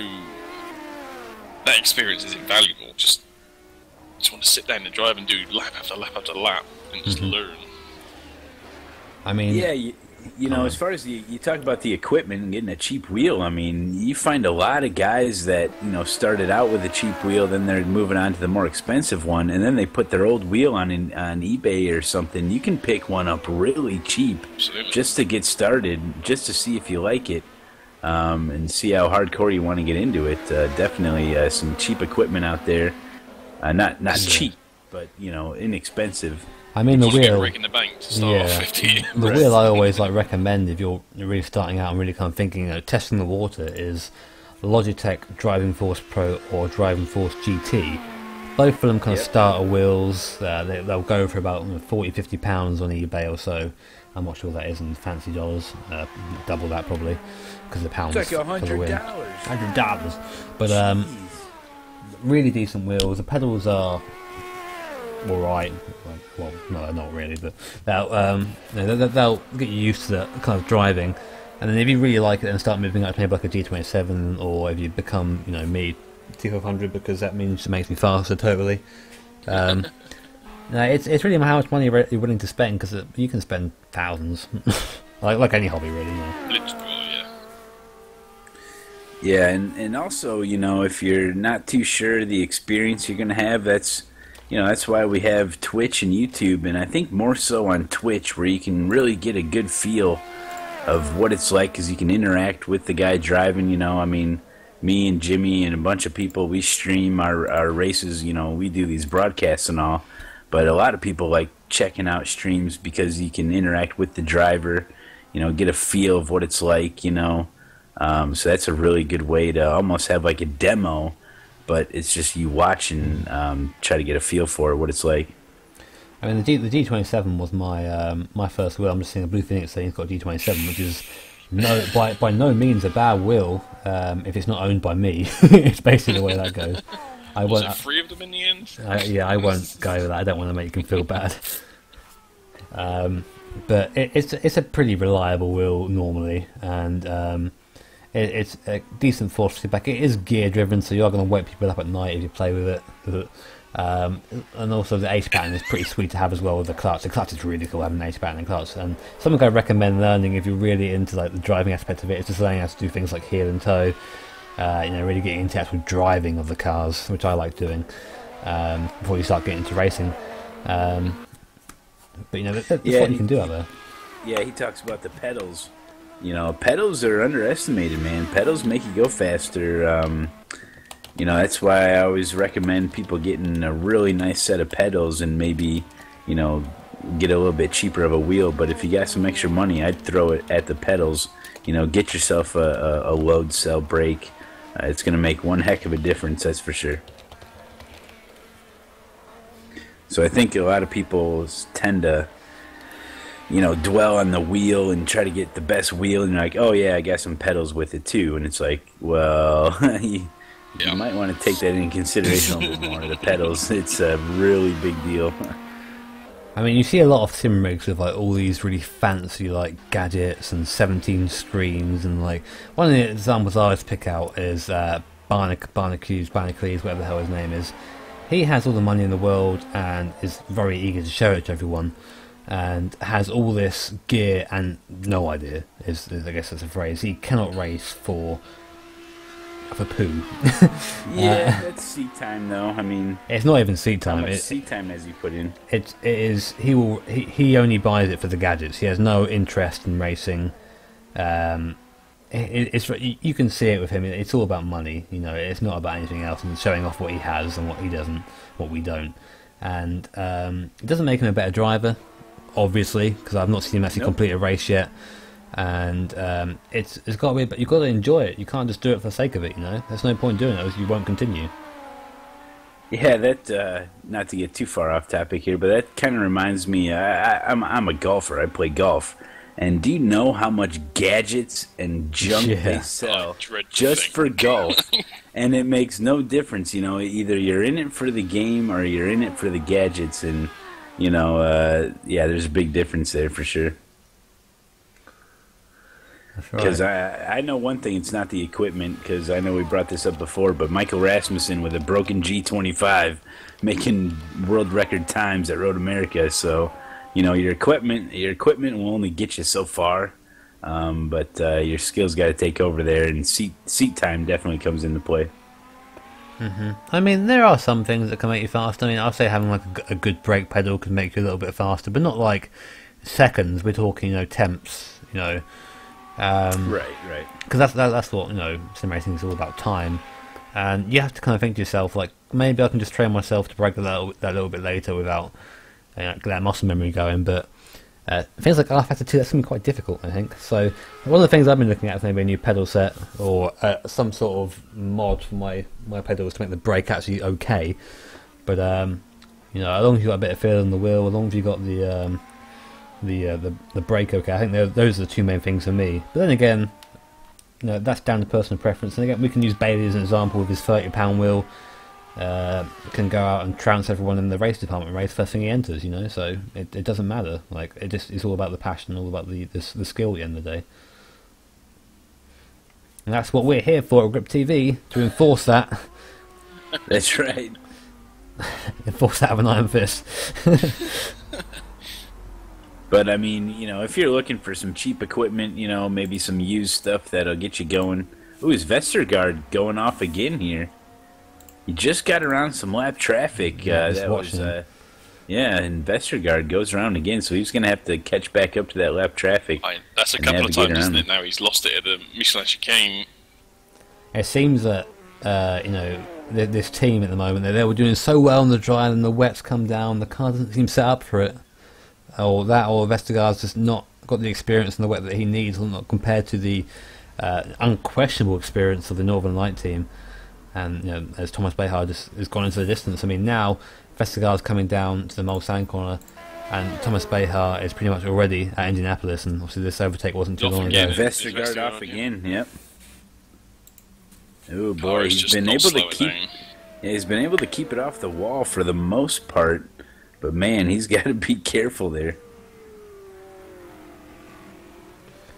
Oh, Blue Phoenix, in regards to your TV, you can use a TV. I think Malone uses a TV, don't you? Some sort of massive TV. Yeah, 39-inch TV, 2 inches from my face. Yeah, so this is why Malone can only now see 10 feet in front of him now. That's why I got to wear the shades sometimes, you know? Because you've got rockstar eyelids. Oh my god. I use a monitor which is 20, says somewhere on my screen, 23. It's like 23.1 or something. That's really weird inches. I'm not sure what mine is, to be honest. But you know, it doesn't matter. What resolution then you're running, Jimmy? About 1943.5 by 1628 niner. That 21-inch. Alpha 9. Yeah. But, you know, I don't really, you know, I guess I'm talking to more or less like the really newcomers. Maybe they came from a Forza or a Gran Turismo, and maybe all you have is a controller. And, you know, a lot of these games are subscription-based, you know, like iRacing and, you know, rFactor, you know, the online service does cost money per year, I believe. So... you know, sometimes you can get a kind of a sweet deal just to get yourself started. You know, you don't have to buy the equipment right away. Just see if you're going to be able to, you know, enjoy being involved in something like this, and then go from there. You know, I know with iRacing, you know, a lot of the guys will start out just get in there. You pay your $15 or whatever for the first 3 months. You know, and it's kind of like a little demo thing. And if you don't like it, you know, you're out $15, but you had it for 3 months. You're able to test it out. You know, so that's a way to go as well. But if you do want to stick with it, don't spend too much time with that controller, because you're missing out on a lot of fun immersion there for sure. Yeah. Well, then again, controllers, you know, I guess if you have the experience of them, they're alright, you can use them. Not in iRacing you can't, well, I guess you could, but we really have to mess around with a lot of settings to get them to work like well. In rFactor it's a little bit easier. I haven't tried one in rFactor 2 before. I don't think I want to be honest, now I've got a wheel again. But I can still run fairly competitive with a controller in rFactor, and not for a long period of time, because it does hurt my hand after a while, because you have to really be very precise with the old analog sticks. That's how I race Gran Turismo style, baby. But some guys are really good with those analog sticks, man. I don't know how they do it, but some guys are good with them. They have very, very happy girlfriends, I can tell you that.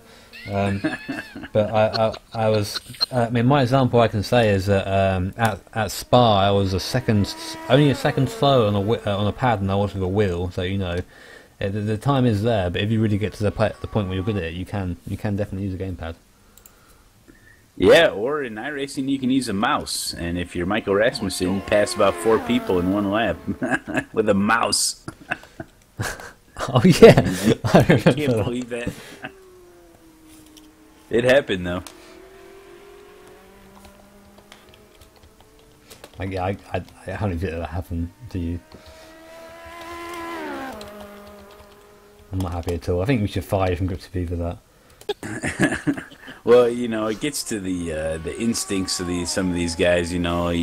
Some people call them aliens. They're really good guys, and they're just a whole different breed. Any chance they'll get, any door that you open, they're gonna go right through there and challenge you no matter what time, how long the race is. And that's what I like about some of the fast race guys. Is that it's just they're born with it almost, and when they're out there on the racetrack, it's just a lot of fun, man. That's why I like racing with friends and stuff. It's great. Well, saying that, I've never raced Michael before, but I've seen he can be very aggressive, and I would. You ain't kidding, man. I would liken him to Bailey in terms of kind of skill level. I'm sorry to keep using him. It must be very kind of embarrassing for you to keep using you, but you're just here, so I can use you as an example. But Bailey, I'd say is quite a courteous racer. He'll make a move if the move is there, but he won't do what Michael does and kind of go off track almost to overtake people, because it's not correct. But it's not etiquette really. You have to stay on track and show respect to the guy you're racing. And there's been times, definitely at race starts, for example, where Bailey and I will get a similar sort of start, but because I'm an aggressive mofo of a start line, I just barge for everyone to get to the start, and they're like, I'm sorry, I'll wait, don't worry. And that can be the difference, even in one of our races we had at Long Beach in the V8 supercars, where Bailey started in front of me, I was determined to get ahead of the guy next to me, which is Oscar at the time. He was in here earlier. So with my start, I rammed Bailey. So we both went flying forward, and that's the Odeon racing car off. Sorry. No, it is, isn't it? Off the track there. Was he into the wall there? Because he was actually going very slow, kind of back onto the track. He's turning heavily left. Okay, so damage there for Per Rosenly and Thomas Behar. Now that was overtaken there, just a one lap. So here we go. Thomas staying on the track. Per in the pits for damage repair, no doubt. And Rosenly, another victim of the first part of the Porsche curves. Here we go. Here we go. Here we go. Here we go. That is going to be a long stop, I suspect. I can just imagine Jimmy Harrison tapped up in bed, big smile on his face. Yeah, so Thomas Beha's got to get around here a couple times, try to get that position. Wowzers in my trousers. Here we go, guys. This is where, the race comes into really its own. Say that? and what? And what, brother? It is that time of the day. My voice is starting to feel very hoarse right now. You don't need to go to bed. What are you talking about? I do. No, you don't. But yes, so Rosenly in the pits. This could be it. This could be a decisive move now. Thomas Behar showing extreme consistency out there on the track, keeping out of the wall, doing a very good job of doing so. And we need to we need to watch out now. But how long will Rosenly have to stay in the pits? Will there be a driver's swap? Will Joe Camper get back into the car? We don't know. I don't think so, because Joe was in there for quite a while. Yep, and Barry Hedrick with Can-Am Enduro does pick up a spot there because remember the GT Italia car did go out, but some of these guys were so far back that they're just now picking up the position here. So Barry, 6th place in GT class now. Rushing is still in the pits there, and I'm sure Thomas Behar is hoping he can get round the time it takes Rosny for the pit to be complete. I'm not sure that's going to happen though. I think it's a little bit too far around to do that, even with the repairs, but we'll see.